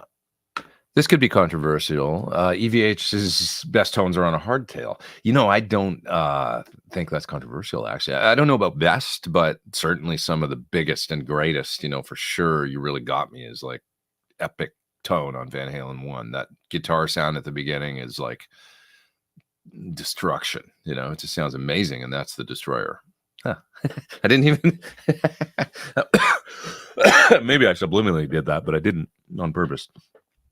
It actually is the Destroyer, and Yeah, I don't disagree. I mean, and some of his most badass playing, I mean, you know, hardtail, before he pre-tapping, pre-tremolo, Eddie just had it all together already with like cool, you know, it's like he didn't actually even need either of those two things to be just absolutely world class and devastating on guitar. So, and you can hear that in the stuff you can hear from demos and live stuff from 75, you know, 74, 75, 76. It's all over YouTube now. And how killing he was when he was like 18, 19 years old on a hardtail guitar with no tremolo and before he was really tapping at all. So what camera are you using in these videos? Right now it's a Logitech, just a little, it's an older one too. I don't know what model it is. It's called a, let's see, just open the, sometimes when you'll notice it just kind of readjusted. When I open the app, it sort of kicks the camera again and does a thing where it looks better. I don't know what's up with that, but C930E. So it's pretty old. It's a couple of years old. I could probably stand to upgrade it, but I plan on one of these days actually just upgrading my computer setup here, at which point I'll probably have a brand new, you know, an Apple monitor or something that's got a better camera in it than I could want otherwise. So I'll just wait for that, I guess. Yeah. Chris Cooley there with a super chat. I recently found a PT HSS available in Garnet Red, took the plunge. Hey, thanks, man. This is the best guitar I've ever played. That's so cool to hear. I mean, the compliments, and I love that people get these things and then they find them good tools to use for their musicality, and that people are getting enjoyment out of them. So I love that. I just want to keep doing more fun gear design stuff with guitars and with amps and with pedals and all kinds of things, and bring them, you know, anything that I've learned that I think could be helpful or that people might find useful in their and enjoyable, you know, for the guitar playing. It's a part of this stuff that I really enjoy doing. So appreciate it. Thanks, man. Thanks for the super chat. The red is still, it's my favorite, I think, in both I love my red HH model too, which is just sitting over there right now. I have kind of an interesting one here. I'll show you.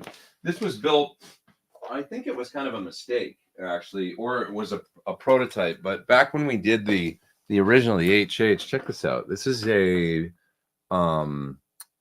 obviously the ocean turquoise, but it's got a light back on it. So, you know, everything has the black, but this one got done with butcher block, you know, natural finish roasted, or well, it's not roasted because it's just mahogany, but it's a sorry, I looked at the color and I forgot which guitar I had, but this is mahogany neck one, and then the natural back on it and stuff, and it's really quite pretty actually, isn't it, with the ocean. I mean, it's different, you know. It's like, well, that wasn't exactly what I had in mind, the color scheme, you know. I like this one with the black back and stuff. It looks a little more hot rod with but it's kind of cool with the ocean turquoise and the you know, I like it. Maybe I should put black rings on this one. I think that might even look better than the do a black nut and black rings. You know, maybe. Anyway, this one has Sir's new trem on it. That's this is just basically this is like a shop guitar. It's not really mine. It's a Sir shop guitar that, because it's my signature guitar, but in a color that I didn't really authorize or whatever, or so that we just kind of kept it at the store. We thought about doing different things, like a giveaway or something, or maybe letting a dealer. But anyway, you know, sell it. But it's a one-off. It's unique. So as it is, it's kind of a test bed guitar and a shop guitar. And they put their new trim on it for me to try. So I've got to experiment with it a little bit more. But this is just a standard, you know, bent saddle, vintage saddle kind of two-post situation. So pretty neat. A nice guitar.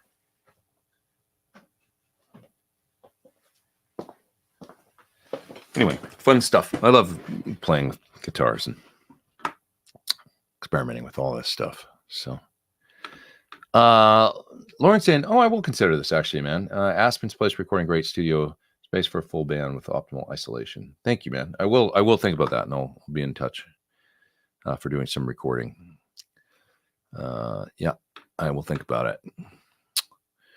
Todd saying Jason Sutter's such a good drummer. Do you see him much more? You know, unfortunately, I don't really see him that much anymore, but we'll run into each other every couple of years. He was the drummer in the Chris Cornell solo band, for those that don't know, Mr. Sutter. We had a lot of fun out there on the road.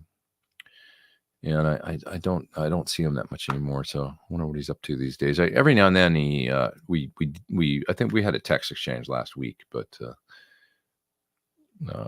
yeah. Do I think a DI box's quality plays role while capturing a high-end DI box versus a cheap one? I mean, I used the Tone X one to do my Tone X captures. It seemed to work fine. I don't really use a DI. Like, let me think. When I'm doing like quad cortex captures, how do I do that? I'm trying to remember. I've got kind of a unique situation here where I've got a send coming out of my. Oh, geez. I can't, to be honest, I can't remember exactly right now how to do it because it's been a minute since I've done the captures, but I don't use anything special DI box wise when I was doing my quad cortex captures. The Tone X, I used their little interface box, you know, their little capture interface. I don't know that that was what I did them with, and it seems to work fine. So I haven't experimented with other stuff enough to know, to be honest. I need to know a little more about your setup and whether are you doing quad ones or are you doing Tone X or what's your situation? Sometimes for doing for doing quad cortex captures, if I was doing just the direct amp, which is kind of the easiest thing to do because then you just use a Sur reactive load, use a load box, and then you just capture the head, you know, and then you can add a cab sim to it.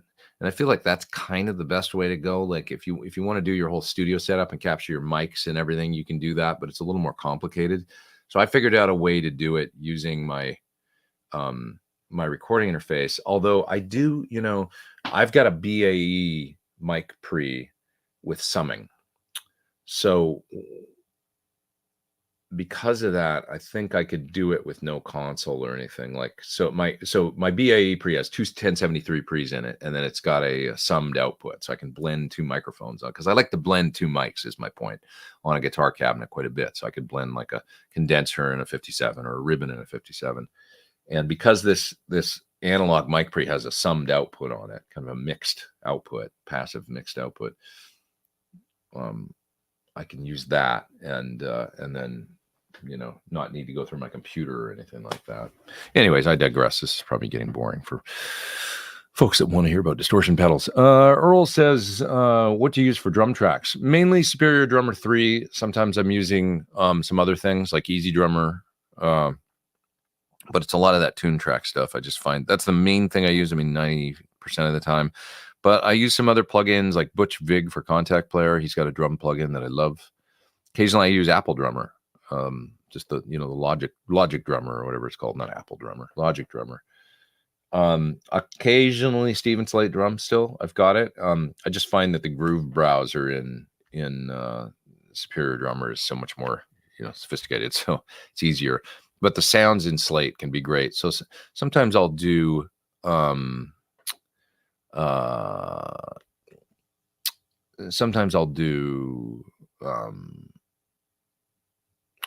what am I talking about? Like a Superior Drummer track is what I'm trying to say. So I'll like I'll put all my drum.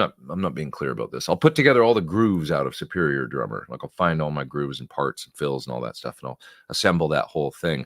And then I'll be like, but I wonder what the sounds would sound like if I used Steven Slate, or at least for some of the kicks and snares and stuff. So then I'll just grab the MIDI track and pull it down on the Slate drums track in my, you know, and I'll have the plugin open. And then that sometimes makes for interesting combinations of things. So anyways, so sometimes that, but it's a lot of Easy Drummer and Superior Drummer. So, anyways, okay. Yeah. I'm pretty far back in the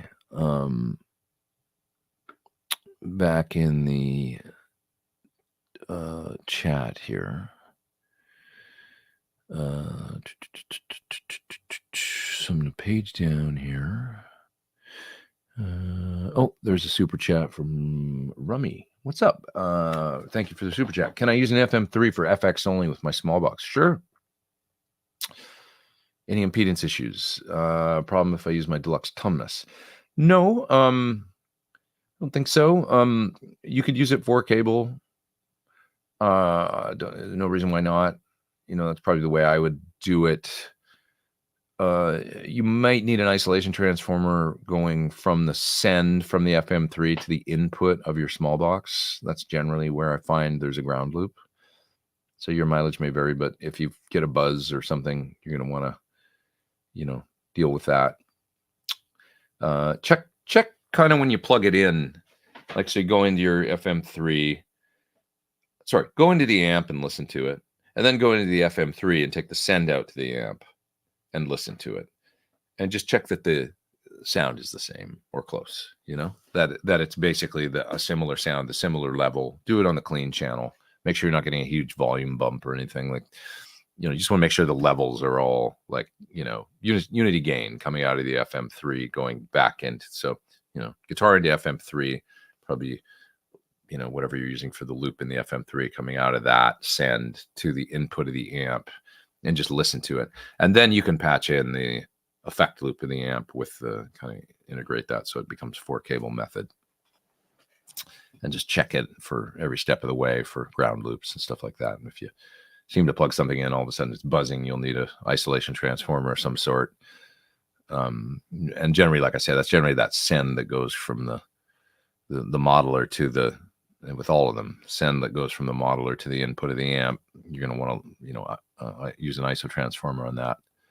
But Axe effects and Helix and stuff as an effect unit with an amp can work really, really well, I have to say. Really, really good, you know? So I see your signature guitar uses a 1 11/16 nut. Can you tell much difference between that and 1 5/8? Yeah, I'm comfortable on both. My new guitar is 1 11/16, and that's just a reflection of the guitar that we copied that neck off of for that. Was an old Sir that I had that I didn't even really realize that it was 1 11/16 until it was brought to my attention. Then I was like, oh yeah, it does feel slightly wider, but I'm comfortable on either.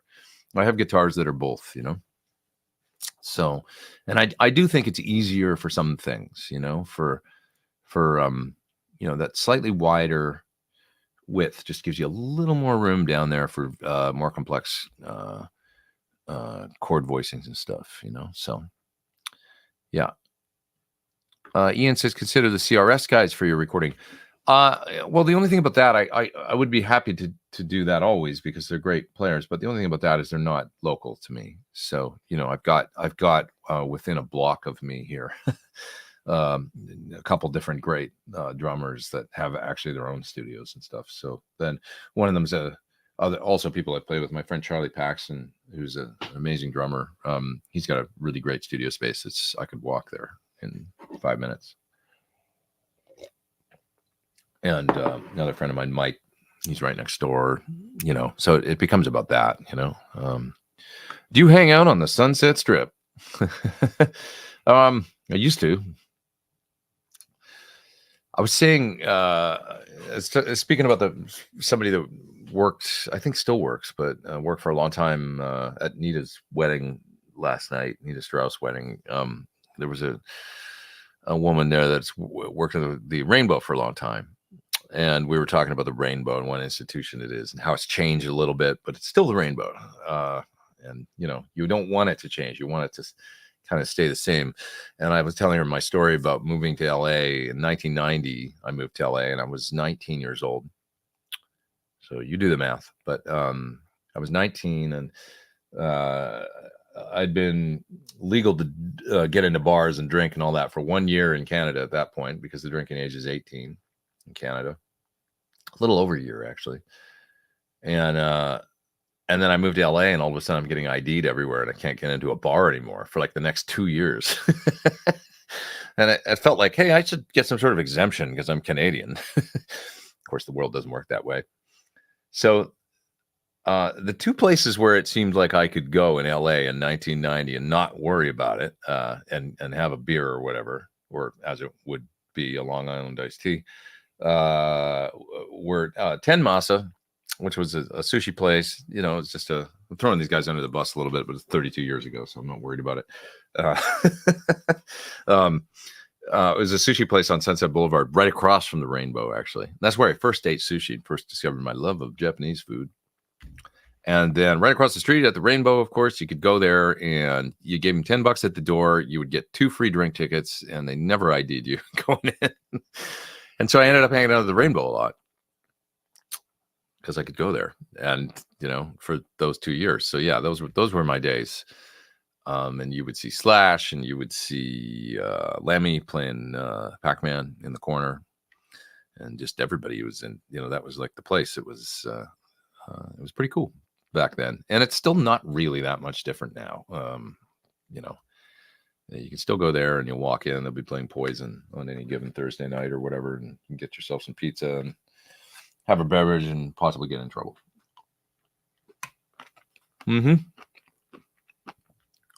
Good times.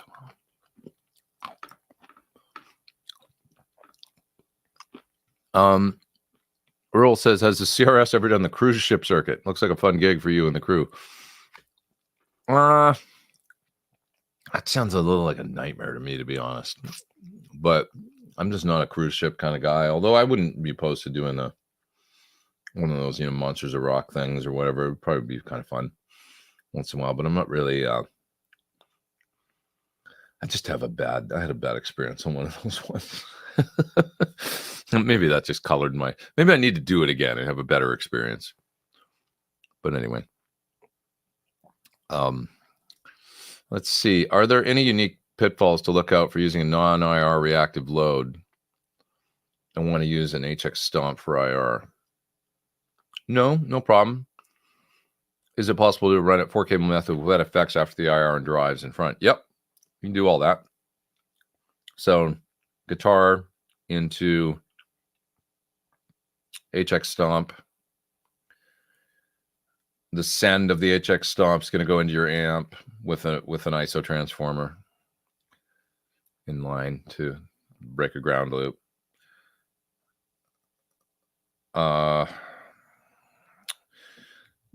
The send out of your amp is then you're going to take the speaker out of your amp. After that'll be the next connection to go to the reactive load, which then loads your amp down to line level. You then take the line output of the reactive load and go back into the return of the HX Stomp, set at line level, obviously.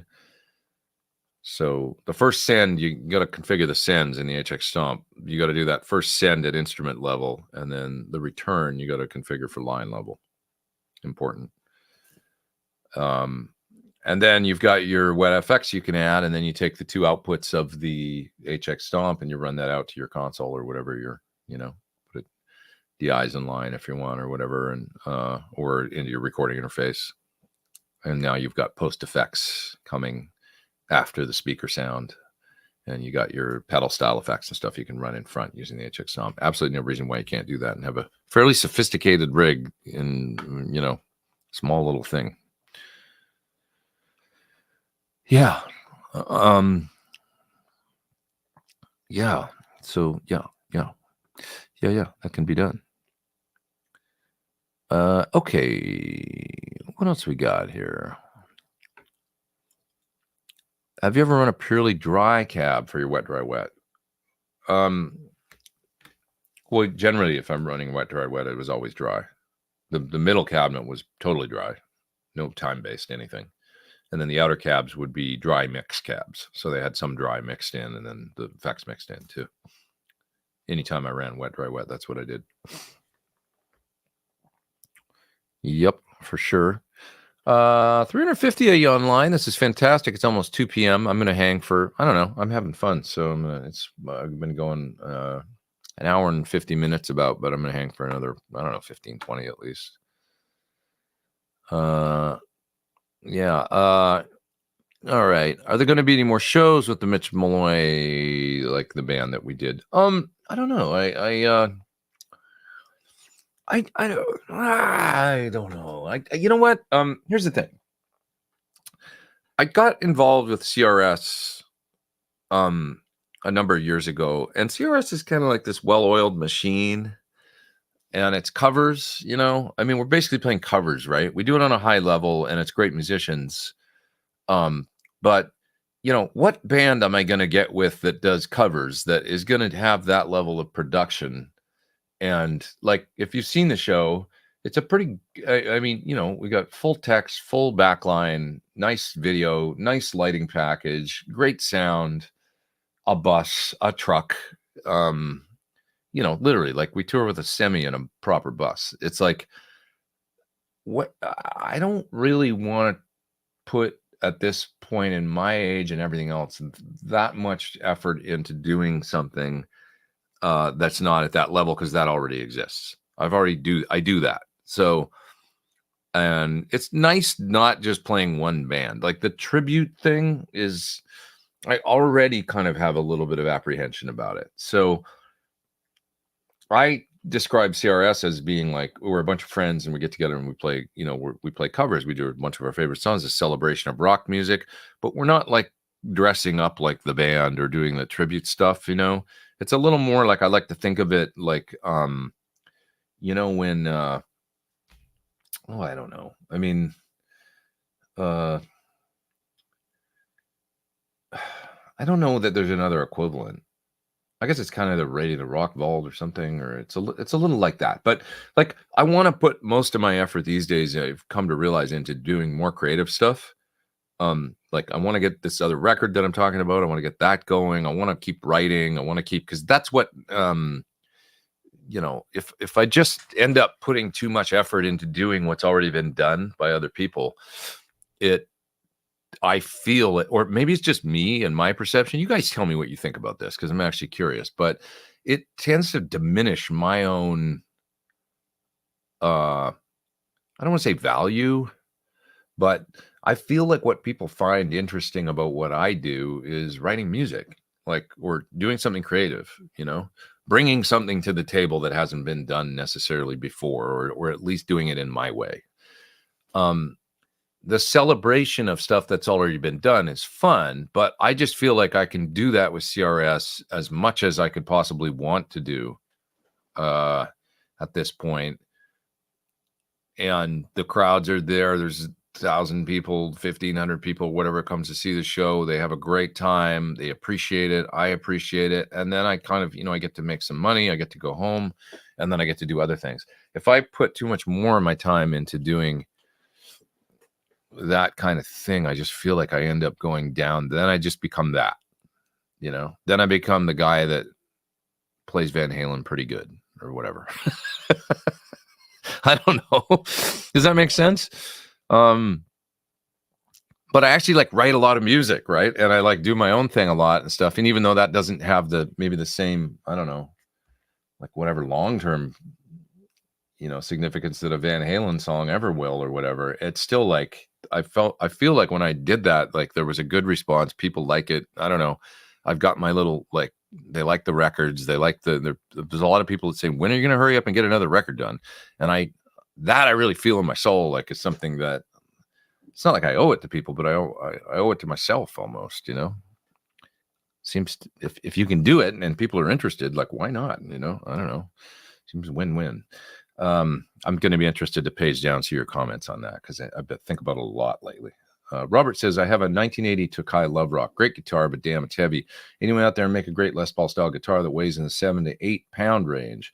You know, I just played a made to measure, I guess they're called, Gibson, at a store that was it was a custom. So it was like a 70s style custom, but it was a maybe Murphy Lab or something, but it was chambered. I loved it. I absolutely loved it. I almost like inquired about buying it. It was a great playing guitar, and it probably weighed 8 pounds, and it was chambered, you know, and who cares? It's like, just sounded great. So maybe you want to look for like a chambered one.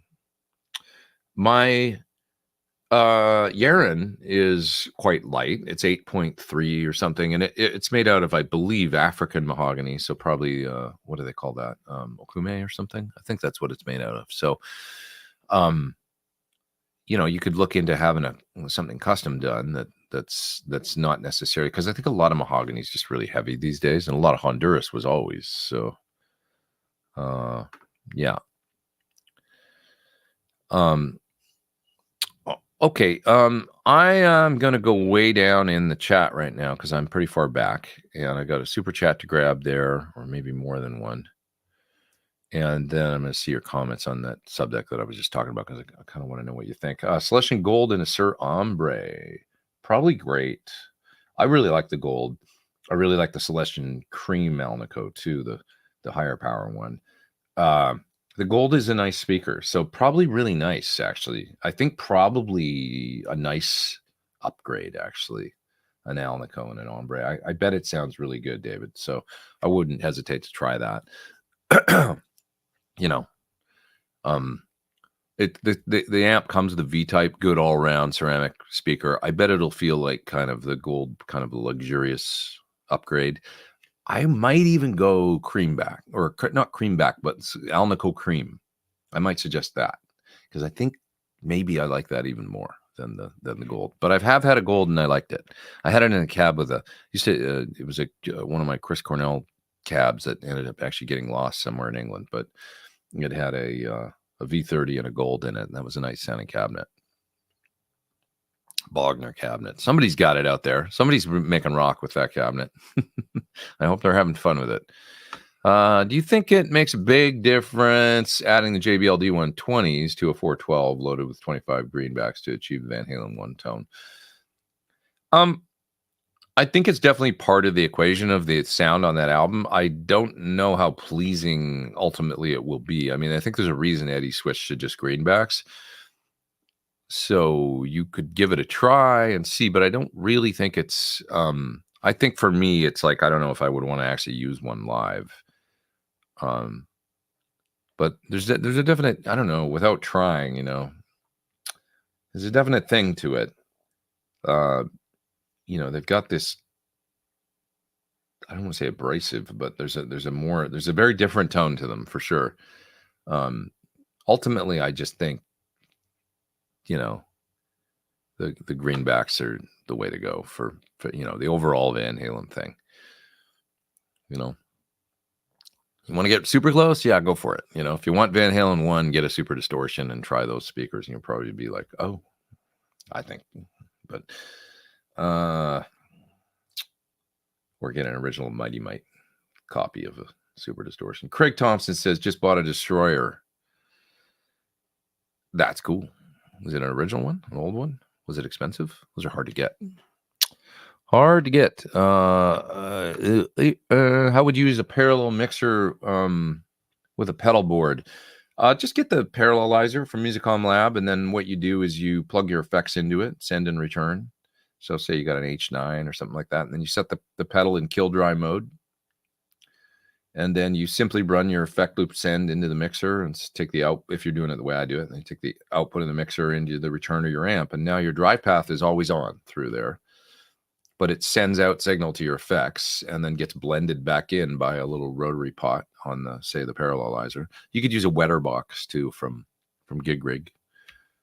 And then what happens in kill dry is, generally speaking, the output of your effects, instead of being a mix, it'll turn into a kind of like an output level for the effect, and that kind of blends in, or sends effect. Well, okay, so like the mixer sends into the effect, and then you'll have a return on the mixer, a knob, but then there'll also be an output level on the effect, and you turn that up, and it kind of sends just the delay sound or just the reverb sound or whatever into the blend with your dry sound.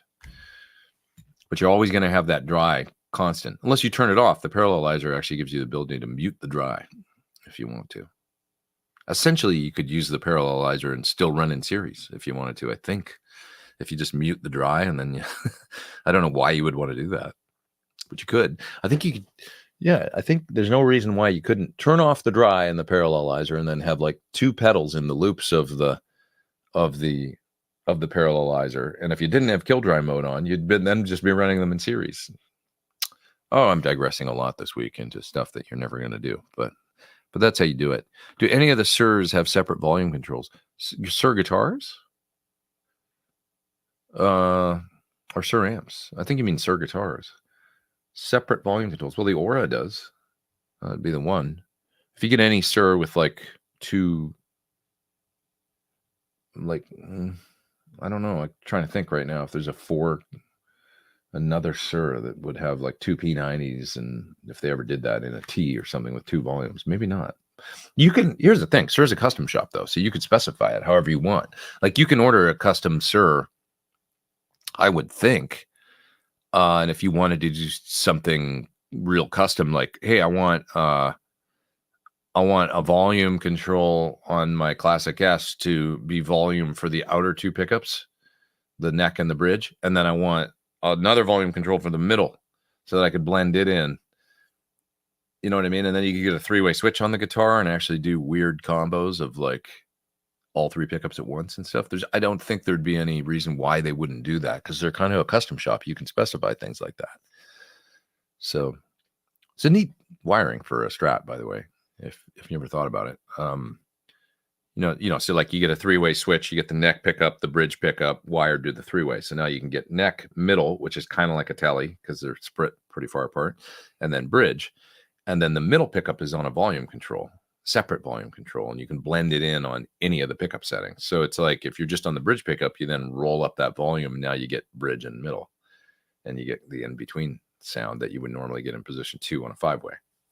Or you can get all three pickups at once, which is a sound that almost nobody can get or use or whatever. But yeah, all right. Headed to the bottom of the chat here, grabbing super chats as I go. Hey Pete, Tonex Plethora, what pot the reverse for live?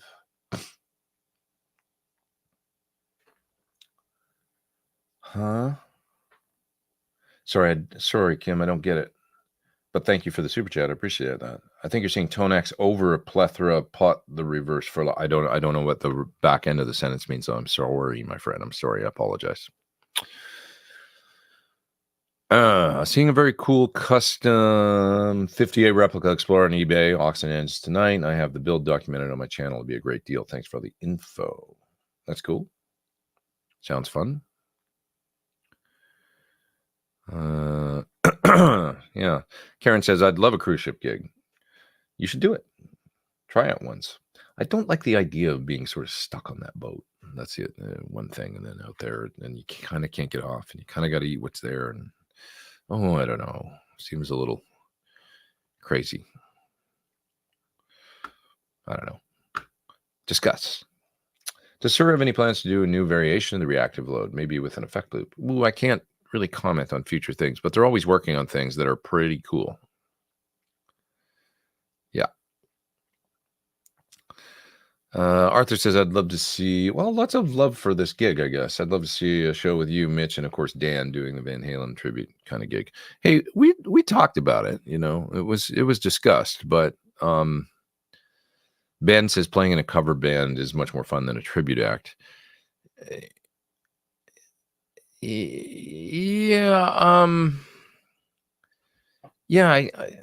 think so. It's like just the idea of I don't like the tribute connotation, I like the idea of friends playing covers. Like I love the idea of Camp Freddy, where it was Navarro and Steve Stevens and Matt Sorum and or those types of bands, or Kings of Chaos, and they go out and they get the real guys, like, or whatever, or a couple great singers, it'd be Sebastian Bach or these different guys they had.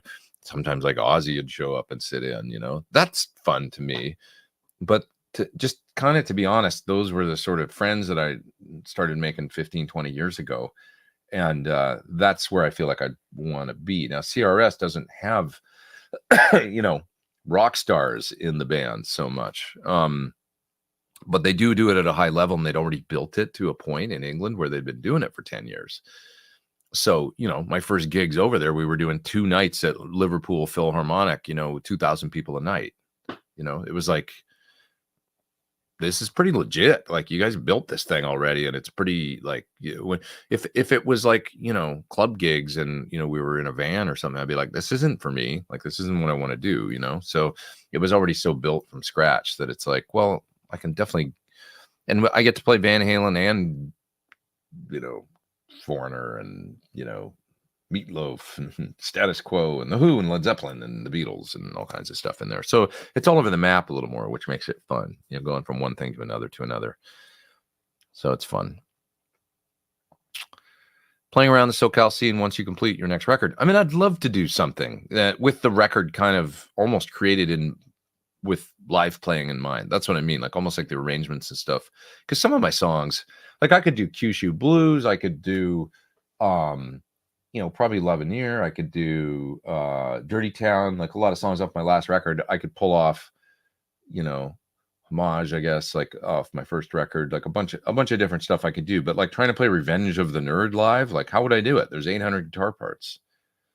It just seems like too much. So I'd want to kind of do a stripped down, a little more like engineered for live performance, but the guitar parts are really interesting, you know, like that kind of record. So maybe, yeah, like if I gear the record towards live performance. Next, new record, will you try singing? I have a song I've got to release that I sang on that I did years ago that is a Bob Clear Mountain mix. It's ready to go. And I'm just a lazy ass, so I haven't put it out. But so I got to get that done and get it out. It won't be what you think. I don't think, but I really love it. I've gotten great response about it. I need to get it out there in the world. So there'll be that. Maybe I'll just include that as a song on the record. Yeah, that's what I should do. Maybe I've already got one song on the record done. I thought of putting it out just as a single, but maybe I should just include it in a new album. I would do the cameras. CRS would be great with some cameras, broadcast cameras, and not Toy Town HDMI nonsense. What's this in reference to, though, Andy? I'm not sure.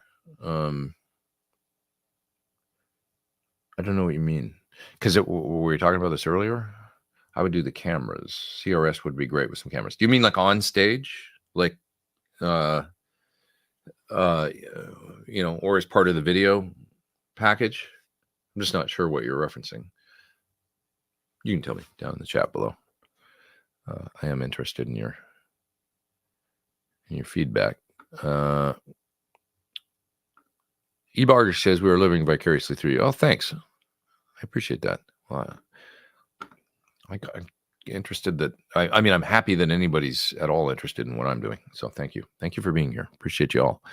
Arthur says, love to see you get together with some of today's big players and have a round table kind of thing with guitars like I did with blues. Yeah, I'd love to do another one of those. Friedman and I have some ideas that are pretty fun.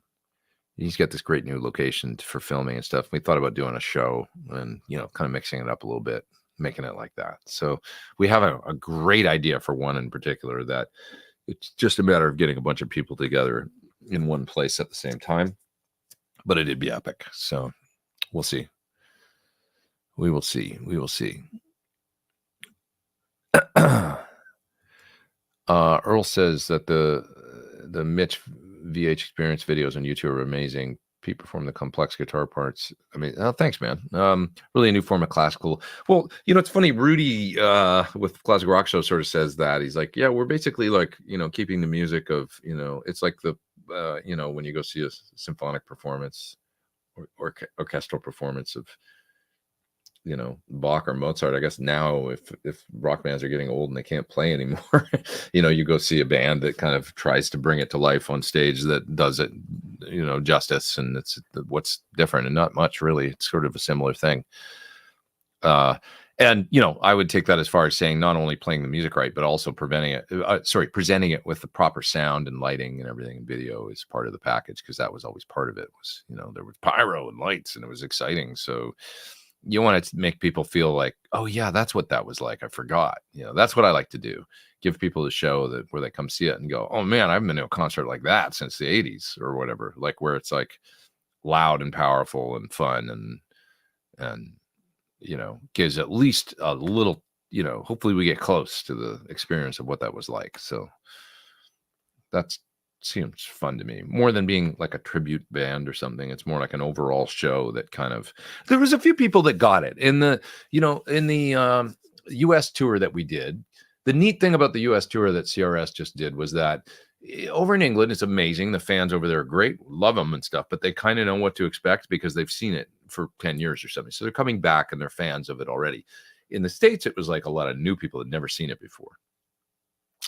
And they would say neat things, interesting perspectives at the meet and greets that were after the show, where the one guy was like, this is like seeing 7 shows in one, because he'd see this song and this song and this song and go from song to song to song. And kind of, if you're just going to see one band, it's like, but if you go see all this music, it's kind of like, and it's great because you can mix it up and play different things and please a lot of different people. So that aspect of it, I guess it's like, like it's a lot of show for your money, I guess. So, yeah. Okay, so here we're getting to the comments about folks. Make your own music for your soul. Yes, make some good time rock and roll. Yeah, hurry up and do another record again. Definitely. I love the demo songs the bestest. Thank you. Yeah. Let's see. Like the stream, 300 plus viewers, only half that in likes, says Scott. Yeah, please hit the like button before you go if you don't mind. That would be great. Get the video some more views and stuff like that, and keep this thing going. I appreciate your support. I really do. Yeah. Okay. This is interesting. Jim says, I think Heritage should consider putting out a standard H150 in the Tim Pierce specs, weight relief. That's interesting. Yeah, I mean, you could do a Tim Pierce almost like model or spec without him. I know Tim, obviously, he's a studio guy. He likes to play lots of different guitars. He probably, I don't know if he'd want a signature model. I guess that's up to him. But a spec guitar or something, that would be a cool thing if there's one that you guys have seen him play that he that seems to have weight relieved and all those kind of unique things, So Drew says, I get Following Your Passion. I have both your albums and they are great. Thank you. Also hoping to see CRS, please come near Dallas. I'm sure we'll go there someday, on tour. Thank you for your support. Appreciate that. Have you ever thought about opening up members to your channel, says Holly? Yes. And this is, something that I've got to get going for sure, to do some more sort of like personalized kind of, group stuff. And definitely, yeah. I look forward to my Salford, Steve says, my Salford CRS gig once a year. I got my 30 seconds with Pete. I hope it's more than that. You can always say hi after too. Like if you, I guess that's, it depends on the venue. I'll tell you a funny thing that we discovered on our last CRS run in the UK and the little bit of Europe that we did. So we did 2 gigs in the Netherlands. In England, it's always like meet and greet, but they've got to hurry. We got to get people out of the venue. They want to close the doors. They want to, that vibe, right? So it's the meet and greets can be a little bit rushed in the UK. There's absolutely no doubt about that. We go to the Netherlands. We're in Eindhoven. We come out to the front, to the lobby to do the, there's like a long, for those that have never been to one of these, you sit at the table and you hang out and people come by and say hi to you and you sign things if you want to take a photo, that kind of thing. Like I say, in England, it could be sort of a rush process. Same thing in the US. In Eindhoven, we get out in the lobby and it was like a DJ and the lighting was cool. The bar was still wide open. There was like a party going on. I was like, this is the greatest meet and greet we've ever done. Because I really like to meet people and talk to people. I don't want to go like right away or, it's fun for me. And I like people are excited about the music. Other musicians approach those things in different ways. I mean, they're like, meet and greet. We got to do the meet and greet. I'm like, man, these people just want to hang and talk and they love the gig. And I want to have a nice beverage and talk to people for a little bit. I actually really enjoy it. So, I never, I don't like the rushed feeling of those things. I would generally stay longer because I feel fortunate at this point that, like I said earlier, I am so fortunate that anybody gives a crap about anything that I'm doing these days. So, I really feel like it's a special thing. And I do enjoy meeting y'all, when you come out. So if it's rushed, please don't, it's not my fault. Unless I'm sick or super tired that night, which happens like with everybody, or I'm really hungry or something, generally speaking, I love to hang. Yeah. All right. Oh, there's a super chat from Peter. Thank you for that, my friend. We are all still fans here. Start writing and recording. All right, videos this week. So I got a couple things here. This is an interesting one from Cornerstone. This is a fuzz that has some unique controls. There's two different settings that you can set on it to get a couple of different fuzz voices and A/B between them. And there's also a compression control. So that's a couple unique things on this pedal. A nice sounding pedal. I ended up playing through it the other day, and it was kind of addictive. It's not an abrasive fuzz at all. It's kind of a smoother sounding fuzz, big, fat sounding, and it's really nice. So something coming from that. This is a really nice pedal that I've had for a little while, and I confess I've got a lot of videos to make for companies that I just haven't gotten to because of all my touring and all that stuff. So some of these things, just bear with me, folks. I promise so. But this Boostopia pedal, there's a low boost on it, a mid boost, or kind of like what do they call it? Low, standard, high. You can pick the boost range of kind of the frequencies. The standard one is cool. It like still kind of tightens up the amp, it sounds like, and it doesn't sound like maybe it's a clean boost, but it sounds kind of like it's a tailored clean boost that right up the middle, but it seems to keep things tight. So it tells me it's maybe got some low end lopped off. I don't know, but it sounds great.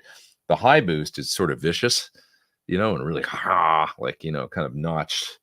The low, probably not one I would use that much, but it's big, fat, sounding. Definitely not as tight, but the standard and the high voice is killer. So that's Boostopia. That's a nice one. I've got this Stole pedal here. Sometimes I have all these on my desk to try out at the same time, so that's why I got a bunch of them right here. The Mullet Drive, that's kind of a more distortion meets overdrive, clipping kind of box. So I will do something on that. I got a pedal here that I don't think I can talk about because I don't think it's been announced yet. Anything else that's right here right now? I don't think so, but I've got to get one done for the pedal from Poland. It's not actually a pedal. It looks like a wooden box with two big rotary knobs on it. They're boost. And it's like you can pick clean boost or treble booster, and it's germanium, and it's esoteric and really cool sounding. So I got to do that. I got to do one for the Bigsby pedal still from Game Changer. Really, really cool pedal that looks like a big Bigsby tremolo arm. I've got to get that one done. And the Plex amp, I've got that. I've also got the Recto module from Synergy. So there's a whole ton of stuff there that I got to do over the next, that sounds like 6 weeks of work to me right there. So, yeah, there's all that. So thanks, Peter. I don't know what exactly it'll be this week, but probably Dave's Plex amp. I should get that done. And, all right, I'm going to keep doing some questions here for a while. I'm going to go till 2 hours and 30 minutes today, just because. So that's another 13 minutes. Jim says, instead of using a FRF speaker, I'd like to see companies come out with a calibrated mic system built into amp monitors that analyze your amp speaker and EQ for your IRs to sound best. Dude, it sounds too complicated to me. That's just me. But at that point, I'm tapping out and I'm just using an amp, I think modelers, to be honest, I mean, FR is cool, but I think modelers sound best just plugged into the PA and maybe you use in-ears or, I just don't want to mess around that much. If I'm wanting to get the feel of an amp on stage these days, I just use the damn amp and it sounds great to me, and I love it. It's worth just having an amp and a pedal board. Speaking of which, I'm going to build a new pedal board. Wait, let me show you the switcher. It's cool. Get the switcher. Hold on a sec. Check this out. It's a little baby Musicom. So this is new from the Musicom guys. I think it's new. FX10D. Look how small it is. It's cool. So you got your 4 presets there with a full display. And then you bank up, down, and the page. So this will take you through your different, if you want to turn on and off loops individually. So you either get preset access or access to your individual loops. It's got, I think, 6 mono loops at least, or 5. 4 loops that are mono. Send 1, 2, 3, 4, and then I see stereo returns for 5, 6, 7, 8, 9, 10. So you can do 4 mono loops and then a bunch of stereo stuff or individual, you can configure those as mono as well. So I don't know how many loops that is total, but anyway, enough for me. All I need is like 6 or 7 for my pedals. It's got an editor, I guess, because there's a USB jack right there and for backup and stuff, MIDI in and out, super simple. So I'm going to do this on a 24-inch. I ordered it already. I'm getting a temple board for this little setup because they're super light. They weigh 3 pounds. And I'm going to do mostly mini pedals. So I might get another Sir Woodshed compressor, or maybe I'll use my mini Ego compressor. Probably phase 95, I think. A fuzz of some sort that's small, or maybe I'll just go for the big one if it'll fit.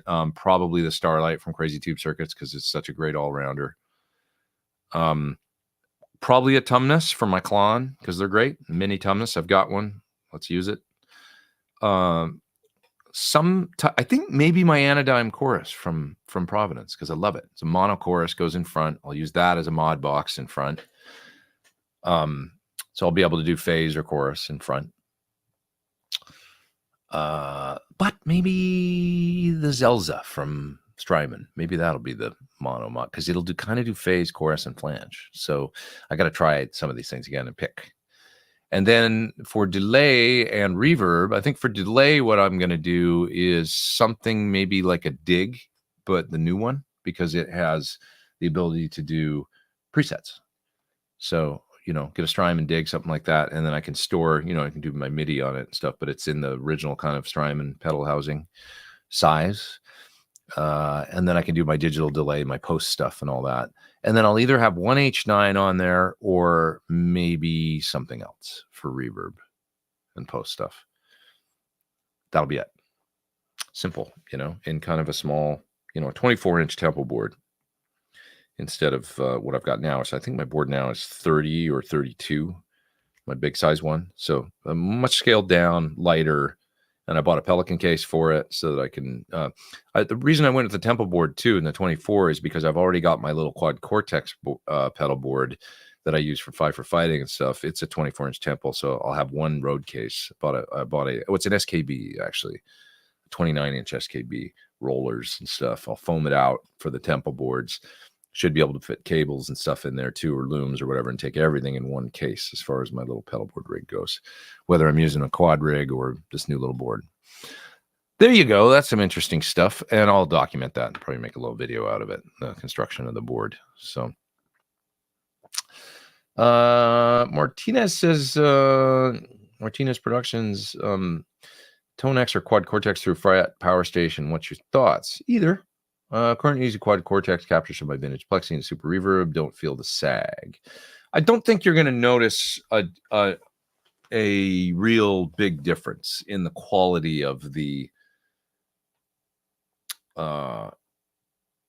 captures or whatever. I think the Quad does a great job of it. So if you're not feeling the feel or whatever, I don't think Tone X is going to be some sort of step up or something like that. I think they both do a pretty commendable job, the Tone X and the Quad Cortex. And of course, the advantage of the Quad Cortex is you've got a tuner and a million effects and everything all in one. So, it's you either got to go back to an amp or something to get the full Monty amp deal, or just enjoy, because with the Fryette, you got a tube power amp. There should be a little tubey juice out of it, Anyways, Sir have the option of a mid boost in their guitars. I have not tried that. I don't even know that. What is that? I haven't even heard that. I have to ask John about that. Todd says, thanks for the great chat. Hey, thank you for being here, my friend. Appreciate that. Okay. Heading down to the bottom here of the chat, just looking through the final few here, and then I'm going to jet. Always wondered, did you attend JIT? Yeah, I was 1990 to 91. Any stories about the old guys, Howard Roberts, Joe Diorio, or any fun MI stories? Tommy Tedesco came and did who's known as the most recorded guitarist in history. I don't know if that's true anymore, but he, of course, for example, the guitar on Three's Company You know, he's playing guitar on that. Played guitar on a million records and 70s TV shows. He was brilliant, and he talked about how he played it only with a pick. He couldn't play with his fingers. He always played everything with a pick. He held up the pick and he said, "This is employment insurance." And he said that he tuned everything like a guitar. So if people ask him if he could play bouzouki or if he could play mandolin or whatever, he would always tune it guitar tuning, EADGBE, whatever it had strings. You know, he would do a guitar tuning so that he knew the shapes and make it simple, you know. And he told a funny story about how he would sometimes make up stories about a certain thing he was doing, you know, some technique or, you know, and the producer would say, "Oh, I love when you do that thing." And he'd say, "Oh, I learned it in Greece in the 50s or something, you know, it's this so-and-so technique or something," you know, and he'd just be making it up, like, you know. And then he goes, "I loved it when other guitar players would go on a session and the producer would go, 'Oh, do you know Tedesco? He's a master of the such and such technique.'" And other guitar players would go, "What the hell's that?" It'd just be total BS. So I enjoyed that story a lot. He was very, very funny. I remember Andy Brower coming for a clinic as well and telling a lot of stories about, you know, because right then, I mean, it was 90. So it was still the golden age of studio guys almost, basically. And he told a lot of stories that were funny about Lukather and, you know, all the guys that would rent stuff from him, the things that he saw in the industry and stuff. It was fun. And then, so other guys that were there, I mean, I remember Howard Roberts. I remember Pat, I'm forgetting his name now. He's one of the founders of the school. I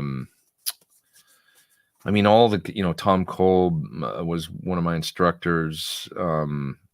Nick Nolan, who I'm supposed to get together with and have lunch one of these days with Blue Saraceno. Those guys are friends. I'd love to see him again. Tim Bogert. Learned a lot from Tim Bogert. Of course, of Beck Bogert and Apsey fame. And, you know, he was just cool. I learned like real life things from him. And I remember doing I was not so great at just, you know, the theoretical stuff or whatever, but I picked up enough theoretical knowledge at MI where I felt like I could swim a little bit. And I remember doing a live performance thing in the main hall where I was playing guitar and Tim was playing bass, and he was looking at me and he knew I didn't know the chords to whatever song they decided to go into, but he was holding up the chords, you know, 5 chord, 2 chord, 1 chord, and he was playing bass and he was just looking at me and going, and, you know, and I was like following, and I was like, this is pretty cool. I'm up here with this guy and I'm doing it, you know, I'm doing it. I can hang, actually. Like, I don't know this song, but he's hooking me up right now and I know what he's saying. And I was like, I'm learning. I was only 19 years old, you know, so it was really cool. And he also taught me how to sing, kind of. I'm not a great singer. I don't feel like born singer, but he was like, so singing lesson number 1, he was like, you're in a parking lot, and it's a big parking lot. Your mom's all the way across the parking lot, you know, yell at your mom, you know. He's like, get her attention. I was like, what do you mean? You know? And he goes, just get your mom's attention. Like, what do you do naturally? You got to, you know, you're trying to get her attention. She doesn't see you or whatever. What do you do? And I go, I don't know. And he goes, do it. And he goes, she's over there. What do you do? And I go, I don't know, mom, mom. And he goes, is she going to hear that? Mom. Right. And he goes, that's how you sing. Mom. That kind of, you know, take in that air and do that, you know. And I was like, oh, sorry, that was probably really loud and distorted, but that's the point. And I learned that from Tim Bogert, you know. And it was little things like that that I really remember at MI, little moments like that.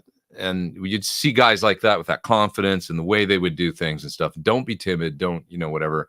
And you can hang and just, I don't know, just like little things like that that I took away from MI that are, and those original dudes, you know, it was terrific. It was a great time that I really remember. But so there you go. I suppose I should split in about, we're about 2:29 here. So I'm going to go to another minute and I'm going to split. Oh, this is cool. It's great advice right here. Pigeons Will Save the World says, I probably sound like a broken record. If y'all want to feel that again, check out Japanese bands, Bandmade, Nemophilia, and Gakarik Spin. I will add Otokope Beaver to that. You want to see an amazing band, check out Otokope Beaver. You're about as legit punk rock as it gets, an all-girl band. I absolutely love them. So check that out. It's insane and really great. Watch the Tiny Desk concert that they just did. Oh my God. It's crazy and really fun. I love them. Otokope Beaver. Yeah. Oh God, it's fun. So much fun. I smile the whole time I'm watching the show. So absolutely crazy. All right. What else we got here? Did I miss any super chats or anything? I don't want to miss any super chats. I'm sorry if I did. I don't think I did.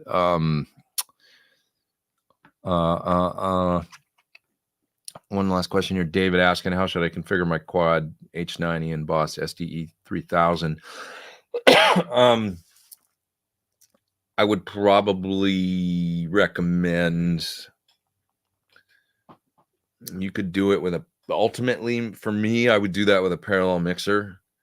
Coming out of the outputs of the maybe output 3 and 4, the 1/4 inch outs of the except it's going to be stereo. I think the new one has stereo ability to do stereo inputs, the new Musicom Lab parallelizer, so it might work. But if just check that out and see. But if you can come outputs 3 and 4 out of the quad into the parallelizer in stereo, and then do the H90 and the SDE 3000 EVH in stereo and parallel, you're not going to incur any more A to D conversions from the EVH or from the H90.